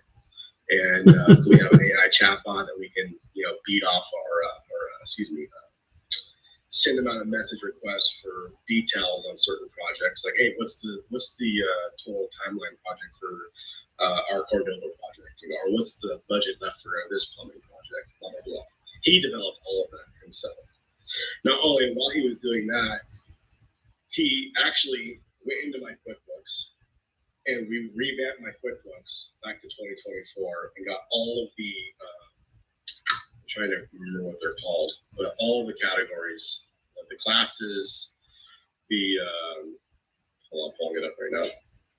Basically everything delineated. So we were able to have our official reports for our taxes. So now my CPA loves us. Before it was like, what do you got? Oh, it's a piece of paper, I'll fill in the blank. No, now it's like, here's my QuickBooks link. Yeah, so your CPA can just pull up your reports. Yeah. Oh my God, so much easier. Yeah. And anyway, I digress. But he started in the QuickBooks, and now I'm utilizing him as a project manager for one of my projects. So he's got it. We established. Like I said, he's my brain trust. So I tell him I have a good idea. So he's helped me with my internet marketing, my SEO marketing. Yeah. I said, do a deep dive with AI. Tell me what I gotta do. Okay, let's start a blog post on this forum, make it automated for every hour on the hour for the next 6 months. Just start putting out content. I don't care what it is. It could be the simplest as, why are white cabinets going out of style? Blah, blah, blah. And then just have the AI bot answer it, the Bill Barber construction thing. So did you already build your own GPT so that it can, and you've pre-framed it so it can answer in your voice? No, so like I told you before, So this is where a lot of like the trades Mhm. can relate to me. Like Jay Allen needs volume, right? His business model needs an influx of Yep. clients. You need to have at least 30 leads a month to keep your business cash flow positive for your plumbing company. I don't know what it's. Everyone's different, but for my business, I only need like 7 or 8 clients a year for the scale of projects we're doing, and I'm still making decent cash flow, right? So, what was the question again? I'm sorry. Oh, so you're talking about how you're having AI help you. So I assume what you're doing, you've recognized that AI is looking to find people that are sources of knowledge and experts. So that's why I'm assuming you're asking it to write these blog posts so that when people, okay, now have you within Chat GPT, did you create your own GPT so that you can feed it all the information about how you think, how you talk and speak, so that when it produces these blogs, it's written as if you were doing it? Okay. So swear to secrecy on this one. Yeah, whatever. I have recordings from all of my interviews with Rob, my mentor, everything. And you can feed all that to ChatGPT. Yes, perfect. No, you're on the right track. This is exactly what you want to do. Yeah. Yep. So and also you need to record everything. I think everybody, as a GC, you need to go into every meeting recording every one of your client meetings, every one of your client phone calls. That was a huge thing Rob pressed on me, my mentor, was tracking your lead influx. So like I started doing my own CRM, so to speak. Yes. Yep. Right. So that was huge. And in my file, I'm a big proponent on efficiency and organization. Like I can't stand it when my inbox is like got more than 10 emails on my inbox page. And but I have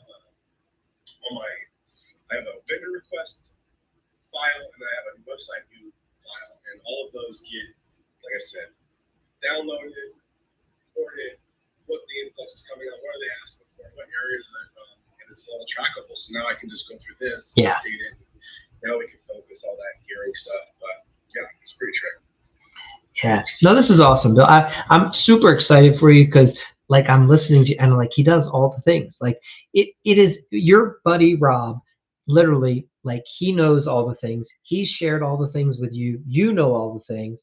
And it's like if anyone wanted to grow their business, all they had to do was just watch. Like literally the last 2 times you chimed in, I was like, Bill's showing you exactly what to do, step for step for step. Like, there's no secret here. There's no secret. It's just getting out and doing it. Yeah. That's the hard part, and a lot of us get comfortable. You know what I mean? Yeah. Comfortably numb. That's the hard thing. When you realize, man, I don't want to have $2,000 a month in my revolving checking account. Like that sucks. That's a shitty feeling. When you have a family, kids, and a wife. 2 years ago, like after my 2023, I had a hard decision. So before I even had the 1.3 million revenue in 2024, I had a hard choice. I was like, I gotta have my wife to be full-time home because the nanny costs were too much. And she was still making really good money. She was making almost 6 figures. And that was not, it was just like, it didn't make sense having some stranger raising our kids. Yeah. And, being able to have a business that's, not only profitable, but can be able to support that kind of lifestyle. I mean, that's what it's all about. Right. So what is it do you think helped you get to a place where you were willing to accept the help? Because don't you think that prevents a lot of guys, like they want to just do it 100% on their own? Even like I've seen guys literally get to the point where they'll end up committing suicide because the business went so bad that they would never get help. Like, what is it that you think made you different? Why were you able to get help? Self-awareness. Okay. I'm fortunate to be pretty self-aware. I had an older brother and sister, so I was a little more mature at my age, like 7, 10 years older than me. So, like even with Lerone, my right-hand guy, who's almost 15 years older than me. Yeah. Kindred spirits. We just get along. We sync up. And I mean, even with you and I, you're probably about 10 years older than me. Yeah, 100. Yep. So you have your level of maturity is advanced from where you are birth year. Yeah, yeah. Luck too. Yeah. Plays luck in the prayer. Always had a strong faith. Yeah. and I've always prayed on it. And you can't limit prayer. You really can't say it enough. And everything I have is because of His grace. I wouldn't have met Rob without His grace. I have another mentor now. I shouldn't say new because I still chat with Rob weekly. Yeah. I have a new CEO mentor who runs $1 billion money management firm, but he donates 51% of the proceeds to Christianity and Christian value or Christian charities. Oh, that's awesome. So like surrounding yourself with the right people. Yeah. And that's really what it's about. And then find someone that you can relate with. That's what changes your mindset. I think it's all about trying to like look inside yourself and being honest with yourself. Yeah. I think that's the biggest thing. My brother, I can tell you another quick sob story. My brother's older than me, 7 years older than me, and he did the same thing I did, same kind of come up, grow up as like I did. And he started his own business, but he didn't want to kind of go with the full remodel aspect. He wanted to focus on a niche. That's what he felt needed to do. Yeah. And he struggled immensely with that. And unfortunately, he had to go. He decided that moving to Idaho was going to be the answer to correcting his business shortcomings. It's cheaper to live in Idaho, right? Yeah, exactly. I need to just change my location. Yeah. But unfortunately, he didn't have a system in place. He didn't have an operation in place. He read books, but he didn't have a business coach. And point proven, it doesn't matter about the drive. If you don't have the correct direction, then you're going to falter. And unfortunately, he lost any kind of business he got out there. And now he's almost a 48-year-old apprentice with an electrician company. Now, it's great. He's got a company, but he's got 4 boys to feed. It's tough. And even in Idaho, even if you're an electrician making good money, it's hard to survive on that kind of income. Luckily, he's got some family support there. But okay. Yeah. I don't know where I was going with that. Well, maybe just showing that even though your brother sounds really talented, but for whatever reason he resisted maybe taking some of the steps that you took.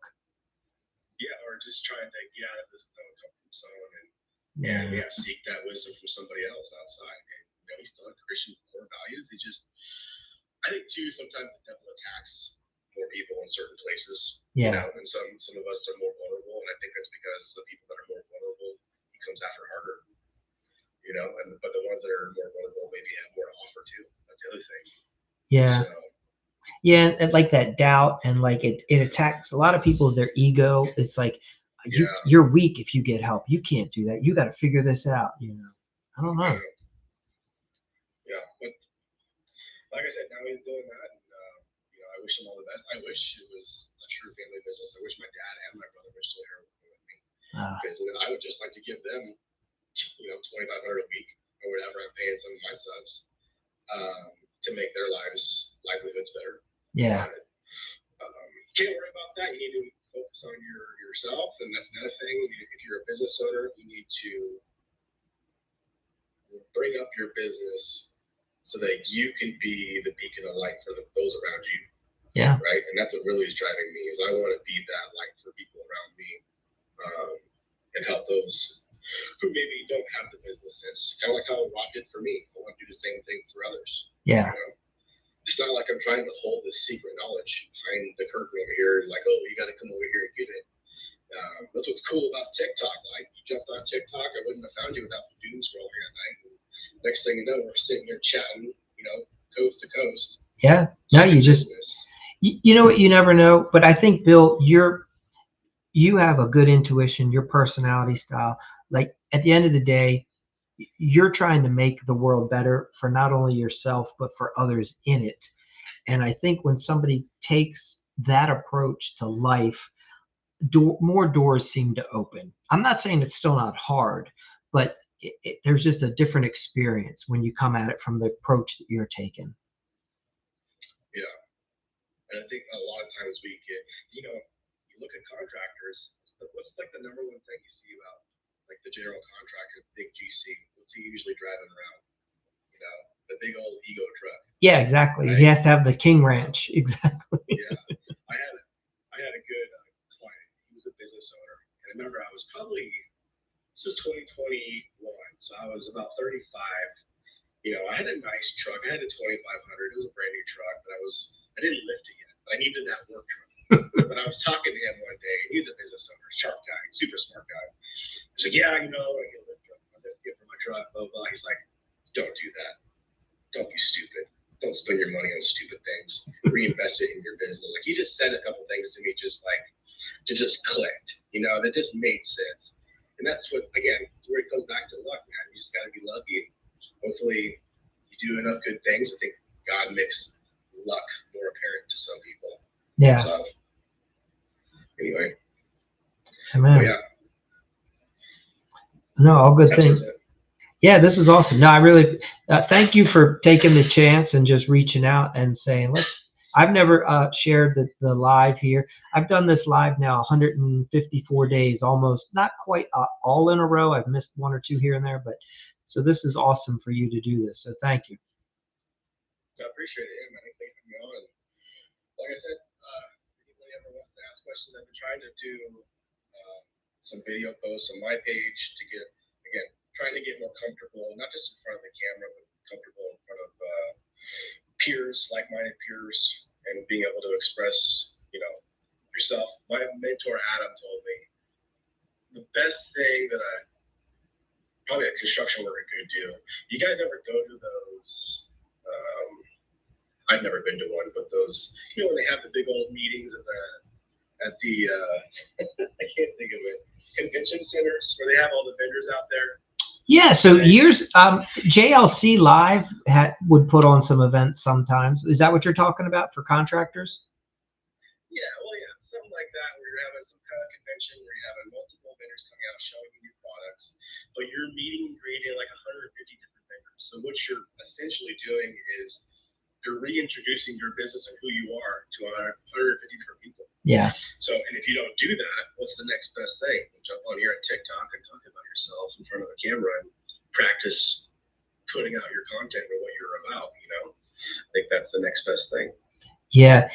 And it's interesting. So, Bill, you're 10 years younger than me, and some of the people that'll follow this account are even younger. For me, this is like very few people my age do this. We think it's silly initially. Like, what are you doing putting yourself out there? Because I grew up in a world where the best people, it was all a secret. Nobody shares a damn thing, you know, like, but the newer generations, that's not how they learn. Like, everything's on YouTube now. Everything's on video. Your whole life is on display all the time. So it's just the way different generations experience the world. It's not one is right and one is wrong. We just evolve and we change. Yeah, what's that good? It's not a proverb. It's like an old Chinese saying, but societies grow great when older generations plant trees in the shades of which they'll never sit under. Yeah. Right? Something like that. Yeah. So it's up to the older generations to really bring up the younger generations, but at the same time, I feel like this is why it's so trippy right now in society. I feel like a lot of younger generation is really pushing the new norm, right? Yeah, 100%. With technology, it's crazy. Yeah.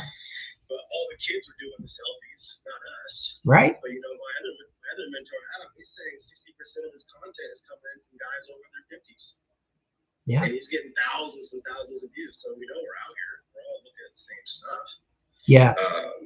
And who do you want to follow? You want to follow a bunch of weirdos, or do you want to put out content from people that are at least somewhat level-headed, more so than others, I want to say. Yeah. Right. Well, and I think, like, Bill, if you decide like you like putting out content, people will pick up on your passion, whatever that is, whatever you want to talk about.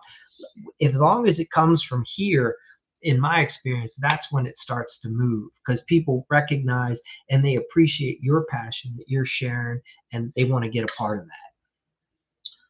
Yeah, that's very true. And I think that's one of the things that I struggle with, because I'm a perfectionist at heart. So yeah, when I'm trying to create a video, it's very hard for me to record. I probably have thousands of videos I deleted. Really? Oh, man. I want to have a seamless introduction. I want to have a seamless, no word vomit kind of discourse. I don't want to have to go through and edit it.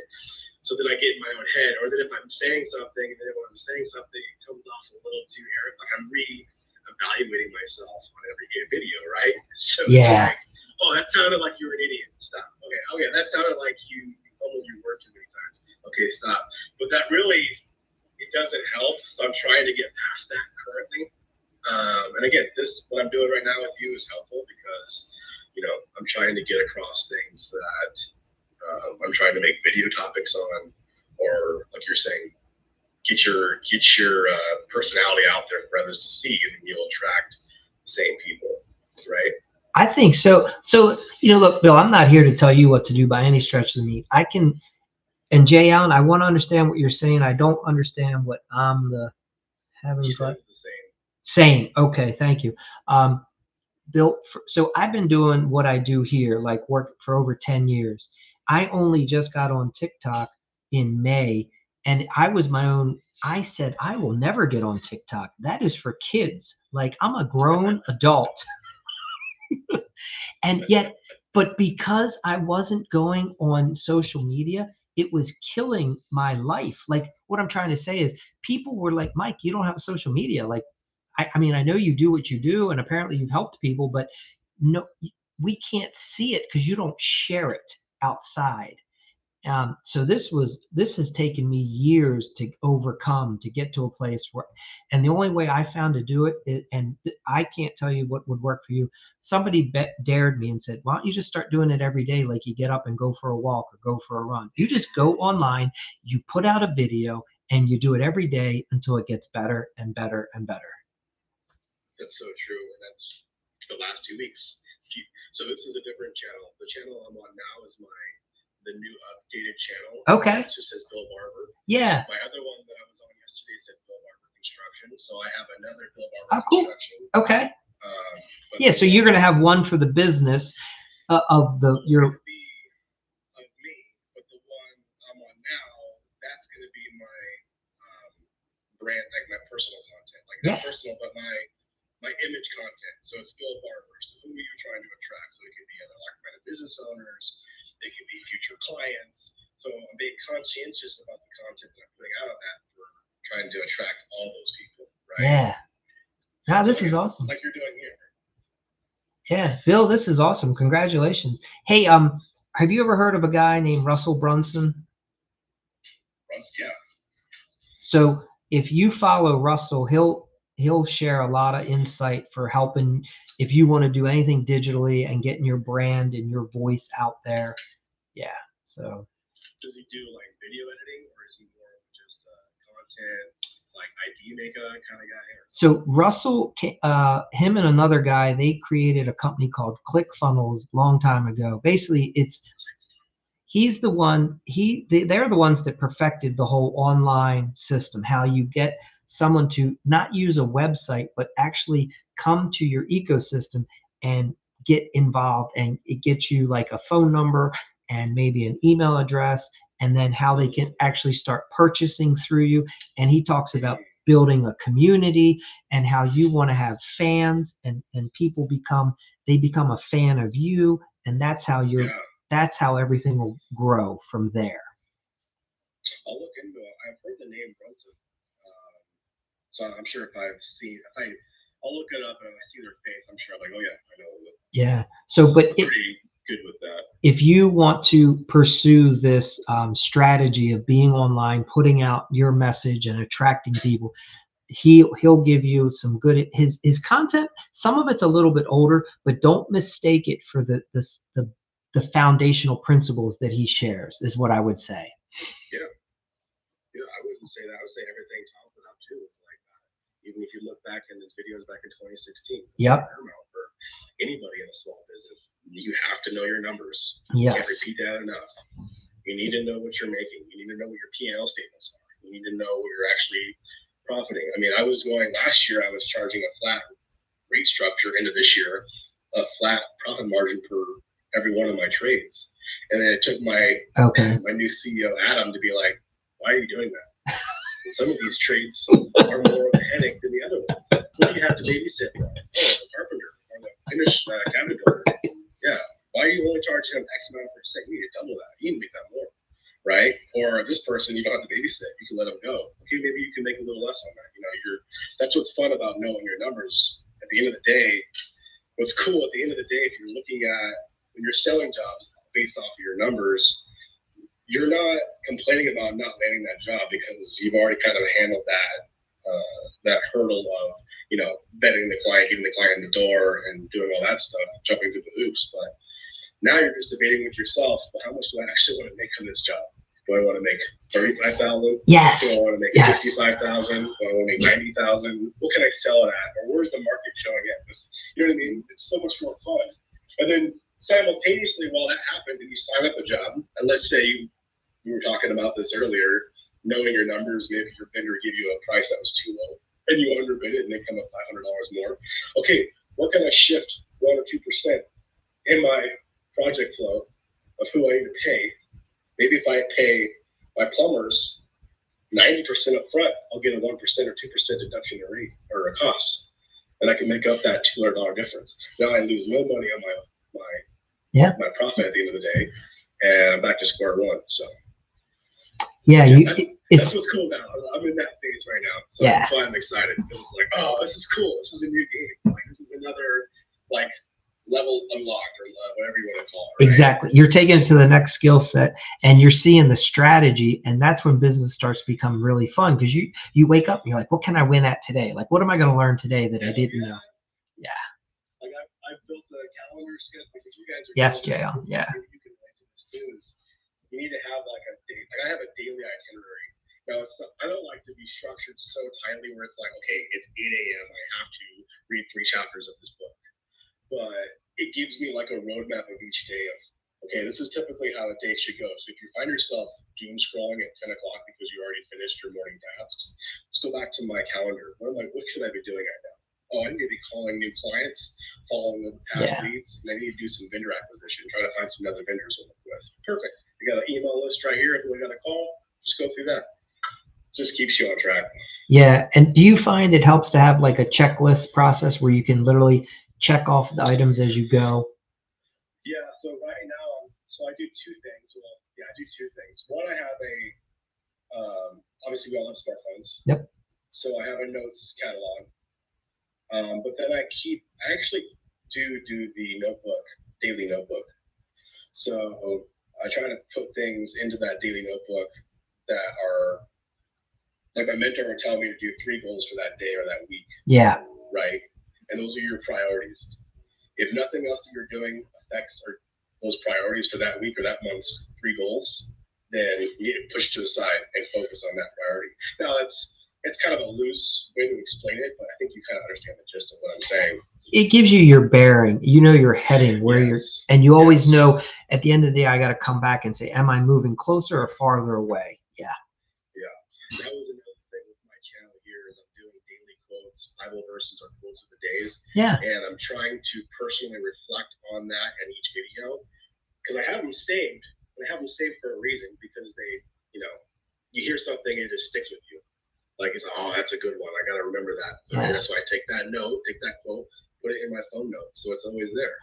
Right. But reflecting on those has got me to reevaluate and reflect on why I took that note and how it affects me today. Right. Again, all cool stuff, man. All cool stuff. Yeah, no, it really is. It's awesome. It's really, I'm so appreciative to have you here because I get jazzed up about talking about strategy and business because I'm tired of hearing so many people complain about how it doesn't work for them. I'm like, you got to shift something. Like business is a lot of fun when it starts working. And it's a hell of a lot more fun when you figure out like I can win at this and I can win well and my life gets better. So, and then you have to get yourself around other people that share that zest or that joy so that you can pick up little pieces and their energy, right? So like you don't want to be around a bunch of guys all complaining about how everything sucks all the time. Iron sharpens iron. Yes. Yeah. That's all comes back. It's all, again, I'm not trying to turn your channel to straight Christian, but that's why it's so rooted, so important to have your business rooted in biblical values and that core value. And because it really does, it opens every door for you if you just let it. It really does. Yeah. And you, like you're saying, with getting yourself around those same-minded people and people that are passionate about their businesses, you're not going to get that with the family. you know, or with your employees or guys that you work with all the time. Maybe you don't always work with those A+ players, right? Yeah. So you're gonna kind of be what you're around. But what's cool about TikTok and what's cool about social media is that you have a free guest list to A players. You just have to like put yourself out there. Yeah, 100%. Yeah, man. But yeah, that's pretty cool. What is your so are you strictly mentoring now, or is that what you're doing? Are you still doing construction? Yeah, very little construction happens behind the scenes. So still some. I still go out and look at projects. I'll still bid on things. I'll still do a job. But 90% of what I do is what you see me here with. It's working with somebody else in their business and then sharing. I just like, here's what happened. When I first got started, I had some huge competition in my area, like $30 million a year businesses that I was trying to compete against. And here I'm a brand new guy and I didn't grow up in the industry and I wanted help from some of these other businesses. And nobody, they'd all tell me to like kick rocks. You get out of here, kid. So I went to a couple of these groups. There were groups that you could get into, but none of them would let me in because I didn't have 10 years experience and I wasn't like at 10 million or more a year. And it really pissed. No, these were round tables for contractors. You would apply to. I knew that my strength in business was to get around other successful businesses and learn from the group, right? And these groups wouldn't let me in because I was so new. And I was like, you know what? If I ever make it, I'm going to let anybody get in because this is hogwash. Like, this is stupid. You should, if somebody has a desire and wants to level up, like, let them in the group because they will add value no matter what. So that's where I come at it from. Yeah, that's a good way to approach it. I would only say like, careful, be careful who you let into your house. Right? Sure. Right. So you still need to be like, I'm not trying to say I'm like this, right? I could be a snake in the grass for all I know, right? All you know. But you don't want to just, and I think that's maybe why a lot of that old school mentality maybe hit wrong, is because they have that mentality of, well, it's like the boys club. You're not invited until you've been vetted long enough or whatever. I would just say, and I don't know how to say it. It's good and it's bad, because I would say that a lot of times those in groups maybe become corrupt, right? And they're not being led by the righteous people that you want to lead. Right? Yeah. Similarly to how our society, like California's legislature, the senators, and whatever, Newsom's in office right now, destroying everything. You have people that get tenured into the position and they're not the right leaders, right? Kind of point. Yeah, no. Topic. Yeah, no. I hear you 100%. Goat, welcome. I'm glad you need to go back and watch this one on the YouTube to catch some of this. But so Bill, what I would say is yes, like as far as whoever's going to come in and contribute to the group, sure, you can't let a person come in that's going to destroy the cohesiveness within the group. But I don't think that I should ever be saying to somebody, well, you've only been in business for 3 months. You can't be here. Like that to me, that is the whole point. Like, I want the guy who's only been in business 3 months to be better than I was in 6 months than it took me 6 years to get to. That's no, 1,000% agree with that. That's not what I mean. Okay. You just gotta.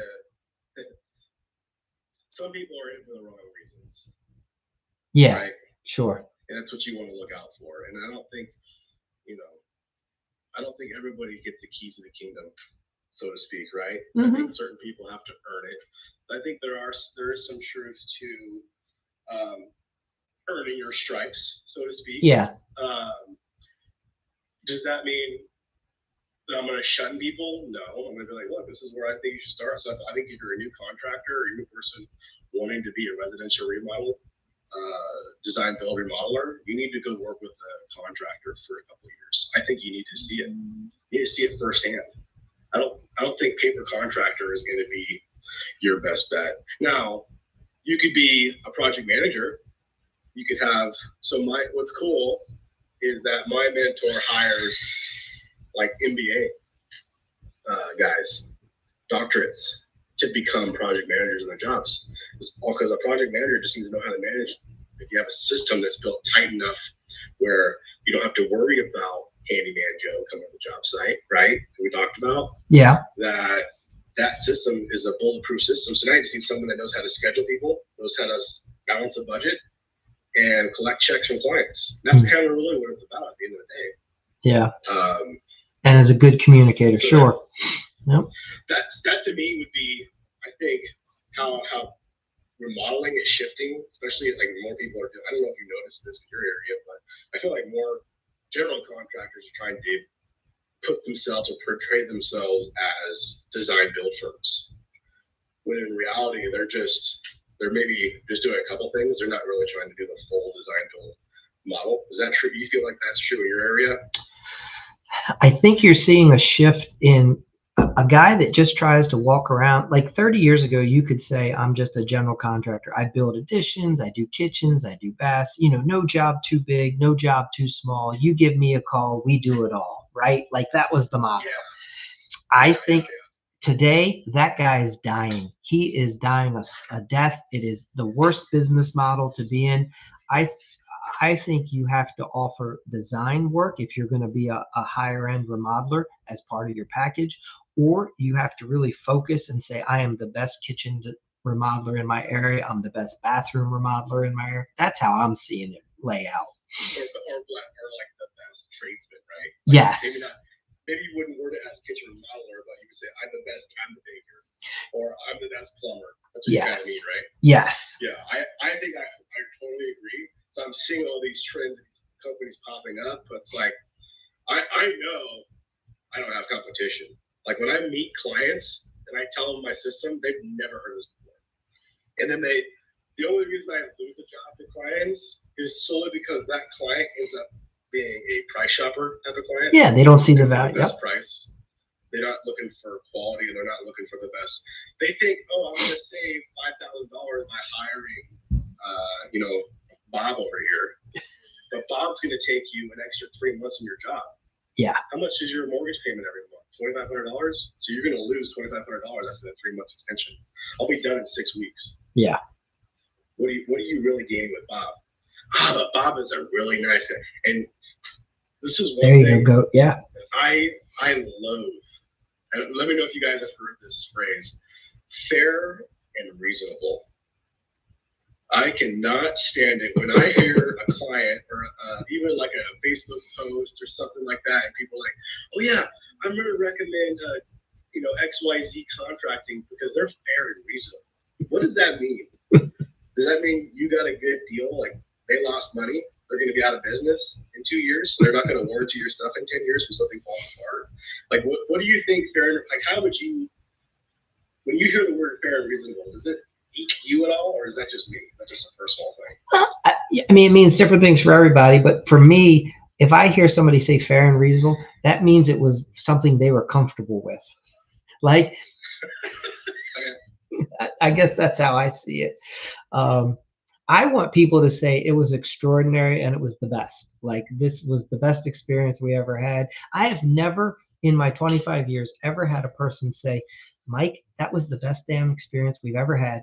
And I'm going to tell everyone else they should try to do it for less than we did, and they should shop it around more and spend less money. Nobody ever says that when they have an amazing experience. Everyone goes, I wished I would have learned this lesson 20 years ago and would have always went for what I wanted. That's the people that you want to deal with, the people that go for what they want. Yeah, and just like anything, there's people for everybody. Yeah. Mm-hmm. As much as I think I'm the best GC remodeler in my area, I know that not every person is going to like my personality, is going to like my business model. They don't want to pay all that money up front. I get it. Everybody has their own thresholds. Not everybody's going to stay at a 5-star hotel. That's how I look at it. But at the end of the day, are they going to have a hell of a lot better time at the 5-star hotel than they are going to have at the Motel 6? Damn right.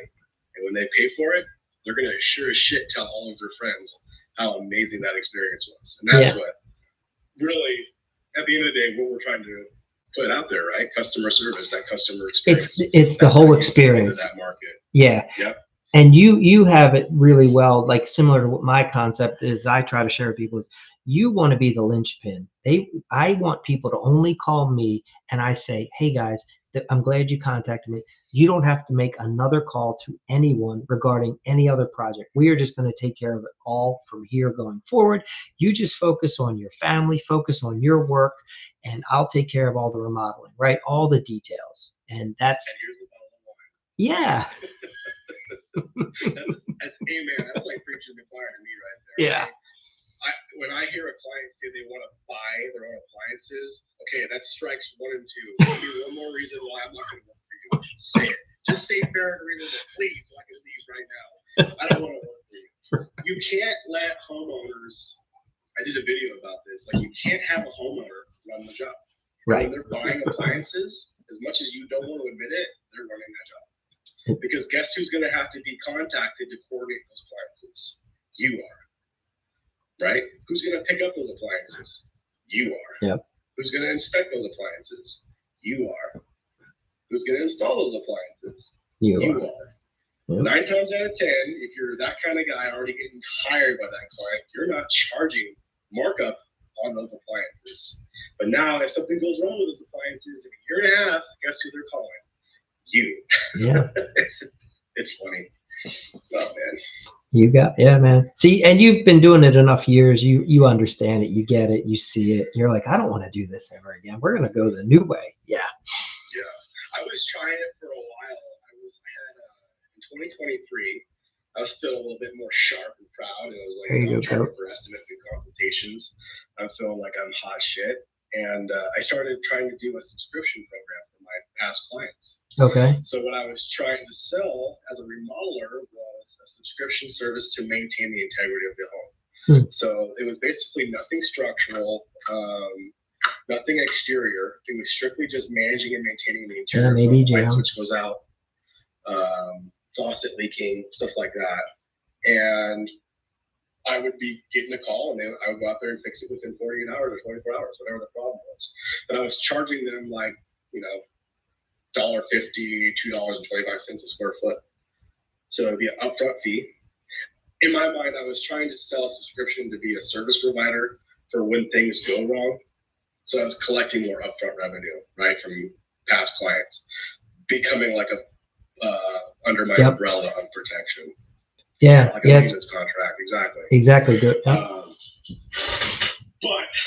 I quickly learned that was more of a headache than it was worth. And after the first year of doing it, I actually lost like $500 on one of my clients. I was like, this isn't worth the headache, because I'd rather work with a client, do a full home remodel, make sure everything in that home is at least 10 years certified, sell them on that when I sell the job, giving them a 7 or a 10-year warranty, like a labor-only warranty on those projects, and then I'm covered. So I'll make the extra $3,500 on the contract, whatever. Yeah. No, very cool. Bill, this has been awesome. I don't want to hold up your whole night. I want to thank you immensely. Yeah. And I want to, there's been there's definitely a couple of people that have been on the whole time. So hopefully they'll find your channel. So your new channel, guys, if you like the stuff that Bill's putting out, you should reach out to him and follow his account and encourage him so he'll keep putting out some more videos. But thank you, Bill. It's been a pleasure. I'm glad you reached out. I'm excited for you to do your journey here, wherever it is, TikTok, YouTube, however you want to do it.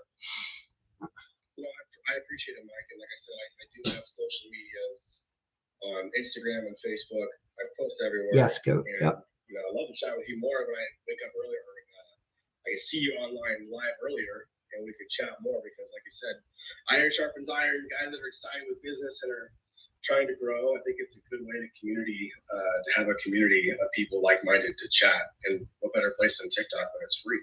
Yeah, no, this is awesome. It's amazing. It really is. So thank you so much. I've been on. I'll let you go. Yeah, this has been awesome. I'm looking at my timer going, I've been on here like 2 hours, so I'm going to end this one tonight, and there'll be another night for sure. Bill, thank you. Now, Goat, I noticed you came in a little while, and Jay Allen, I want to make sure, do you guys have any specific questions, anything we didn't cover? Whatever, just put it in here now. And let's see what you guys have to say. Yeah, go. Thank you. Now, I think there's a ton of good people in this industry that just need to get around other good people, and that's what we're doing. Uh, so, Yeah, sorry, I didn't mean to take everyone's night. yeah, yeah. I'll talk to you guys later. You guys have a good night. All right, Bill. Awesome. Thanks again, man. And I'll pay attention to your new logo here. So, all right. All right. Take care. Yeah. Yeah. So hopefully you guys were enjoying Bill's contribution. One of the things I found very valuable with Bill is I sometimes am like, you've heard me say this stuff. Like I've been talking for months about a lot of the same stuff, and I felt like it was interesting to hear Bill share from his perspective because he's like doing it right in the moment. So hopefully that was empowering, for you to say like, look where your business could be just in one more year, from where it is today. Yeah. And Jay Allen, thank you for. I saw a bunch of your comments. Thank you for and talking, and Goat, thank you for jumping in as well. I hope if you have any question, if I didn't address something and you're curious, you please message me and I'll do it. Yeah, Jan, I think so. I think there's a lot of there's some really good people in the world, right? You just have to sift through a lot of the angry, bitter, broke, burnt out guys to find the good guys that are, have a good attitude for sure.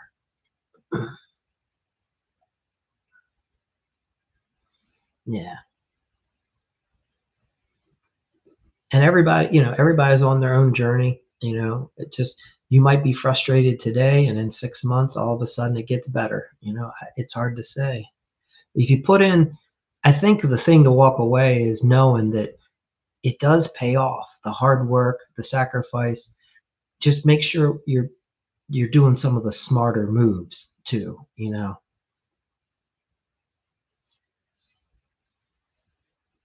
All right. Yeah, go. You get those done when you're ready, brother. It's no rush. It's your time frame. When you're comfortable and you get them done, you get them over. That's up to you. Look, I don't. Whatever you want to do. If you want to edit them, or if I can, I'm 100% capable of doing the edits myself. But I'll leave that up to you. However you want to. These are yours that you're sending to me. So you get to decide.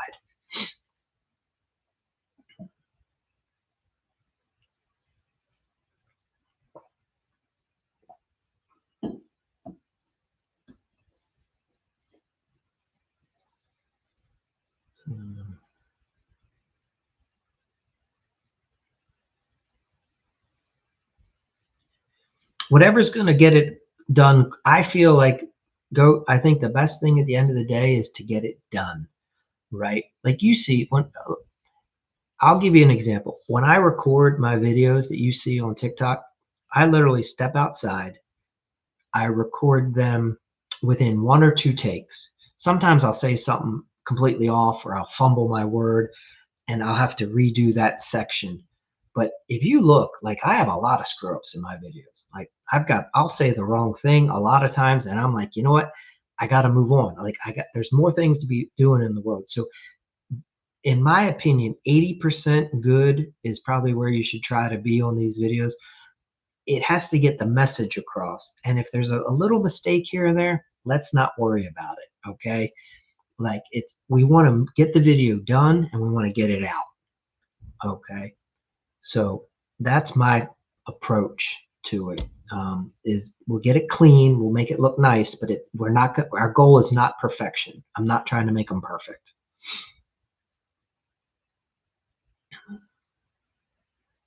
Yeah, so go. What I'm thinking for what you would send me, you only need one angle. I mean, you can hold it in your left hand and then switch it and hold it in your right, but one camera. It should be one clip, one recording. And if you want to do multi-camera, that's on you, brother. That's fine. Let's get it done and get it over. Maybe but before Thanksgiving, do you think you'd get it over before Thanksgiving?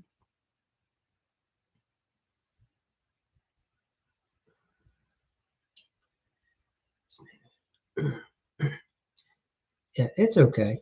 If you guys, if you ever want to laugh, you should go to any content creator and scroll all the way back to their first few videos. Everybody's first few videos are terrible for the most part. You know what I mean? Like, it's the only way you learn. Think of when I first got, into construction. If I still own the first house that I rehabbed, and it's terrible. Like when you go in there, and I look at some of the miter joints, and I looked at the way I would nail the trim. Like I'm not proud of it, but it humbles me. And I remembered like that's where you started. Like you didn't know anything when you got started in this business, so it's okay. Like we'll work with what you got. Oh well, thanks. Thank you, Go. Yeah.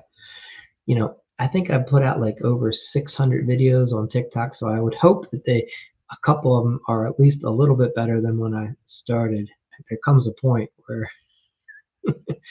but what I'm trying to say is we don't need perfection. My goal isn't, I don't think that's the goal. I think we just got to get it nice enough that the average person will be like, hey, that was helpful.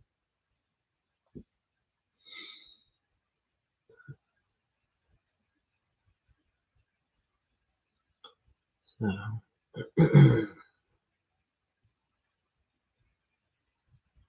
yeah.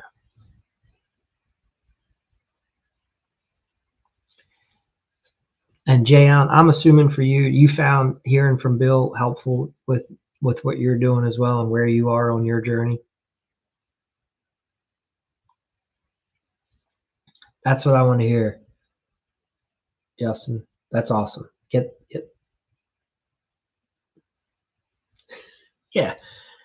I mean, I'm gonna be honest. Like, here's what's funny. So I own two houses on the same street, and they're across the street from each other. And I did the work 5 years apart. And when you go into the one house and you look at the other house, you couldn't even tell me that it was the same person because the one is terrible. The other one's better, right? Like it's amazing how much somebody can progress in just a couple years when so I hear you.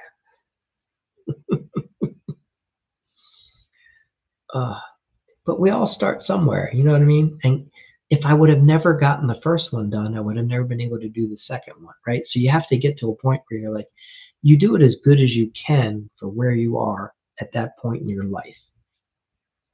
And 5 years from now, you'll be in a different part in your life. Okay, John, cool. I'm glad you found that helpful.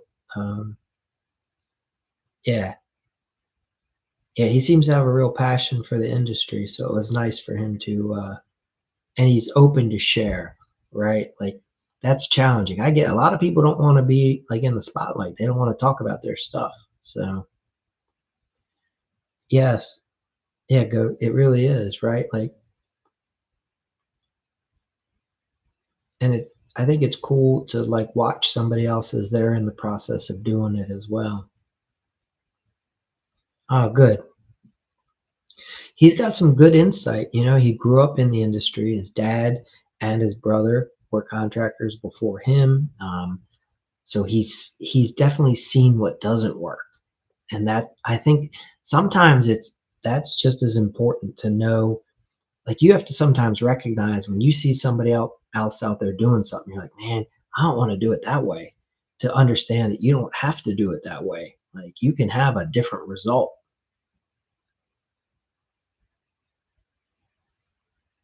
Yeah. I hope it came across that way, Jay Allen. Yeah,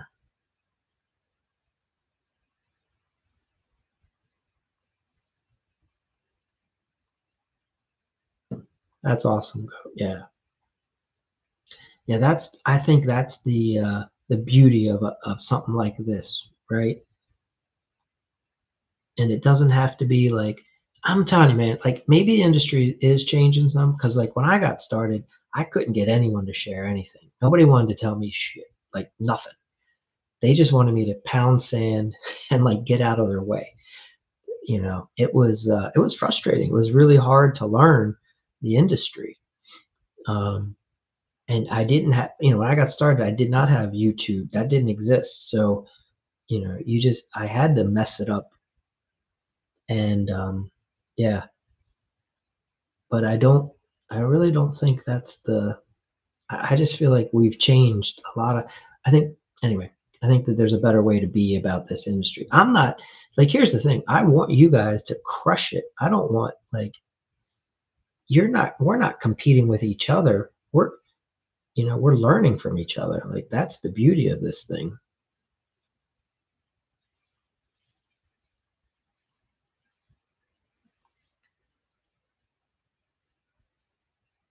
Alejandro, hey, welcome to the account. Welcome to the channel.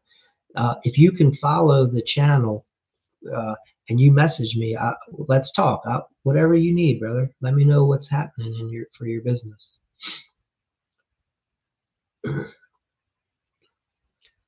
Yeah, go. I think you're right. I think some of the younger kids are more open to sharing, and showing you what they do, you know, as opposed to, I think I do. I think a lot of the older guys, you know what it is, and I don't fault the older guys. It was a different time when it was tough. Like, the only way you learned, you had to just keep messing up and be strong enough to survive, because nobody was going to show, unless you had an older brother, or maybe your neighbor said, I'll take you under my wing. But most guys, they just had to learn because they wouldn't give up. Like, I think that's what you end up seeing in the industry. If somebody's my age or older and they survived, you can just know that they have, like, really strong work ethic and desire, and they just wouldn't give up. But they took their licks. Like, it was not easy. It was not a fun upbringing in the industry. There was a lot of dark times, a lot of struggle, moments that they don't ever want to repeat in their life again. But yeah, yeah, when you go through traumatic experiences, it can scar you. You have to work through that stuff in your life. We all have something in our life that sucked. Like, we've gone through some sort of a painful time, a growth period. Everybody's is different, but if you hold on to all that anger, like, man, you're just suffocating your life. Like, you gotta, and I'm not saying it's easy. That's not what I'm trying to be here. It's like, but what I'm trying to say is, you got to work through that, man, and let it go, and recognize, like, life is short, and we're here to, try to make the most of every day, not be up frustrated and pissed off for the rest of our days.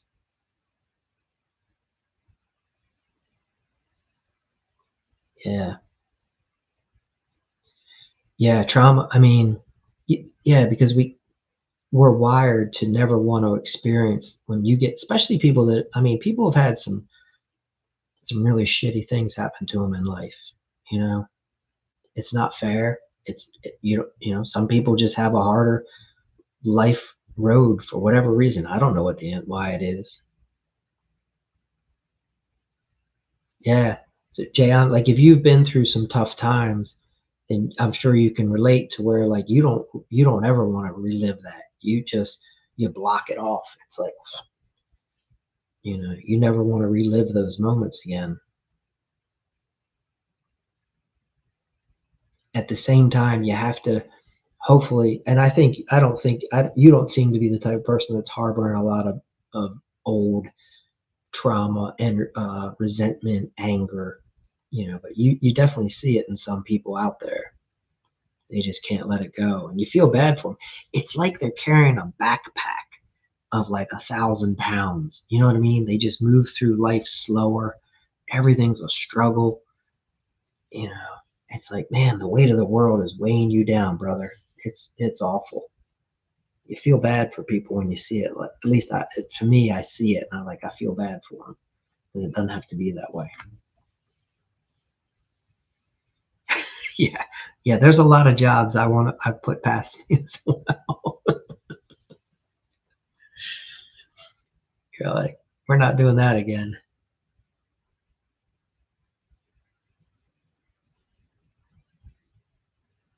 Yeah, yeah. It happens. Like, I think it's just part of the journey of what, just forget your birthdays. You don't want to be thinking you're getting older. I hear. Yeah.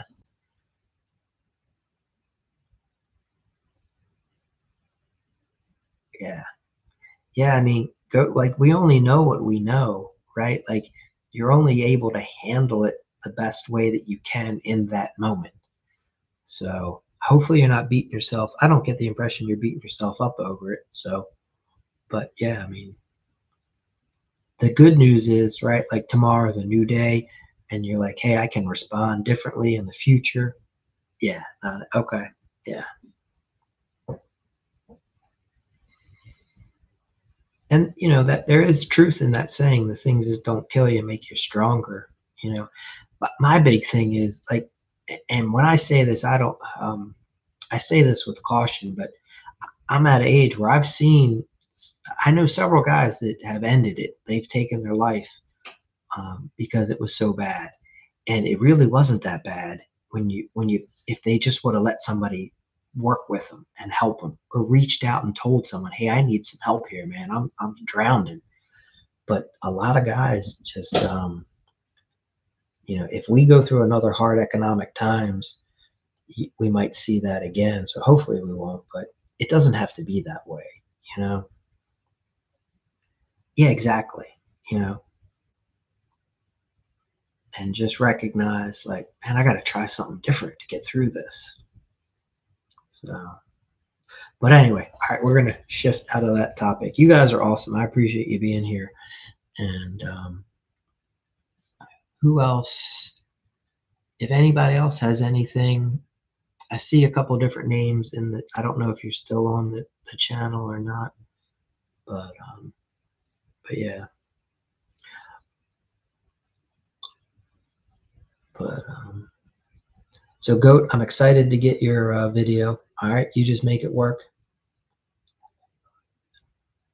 Yeah, yeah. Thanks, Jay. No, no, you guys are awesome. This is right. It's awesome. It's really cool to watch you guys crush it. So yeah, man, awesome. All right. I think that's all right. So you guys might have Thanksgiving plans. I'm traveling a bunch this week. I'll be but go, you get that stuff to me. I'm gonna have my laptop with me. I just won't have my normal schedule. I'm on the road Wednesday. I'll be away till like late Saturday. So we'll make it work. But I'll just have different backgrounds wherever I'm at. Yeah, yeah. So, and then maybe tomorrow night, you guys, we can find out what your all's plans are for Thanksgiving. I think, Jayon, I think you are staying where you're at. So, all right, you guys have an awesome night. Thanks for being here, and we'll be in touch on the next one. Yeah, man. Thanks, Goat. Appreciate it. Take care.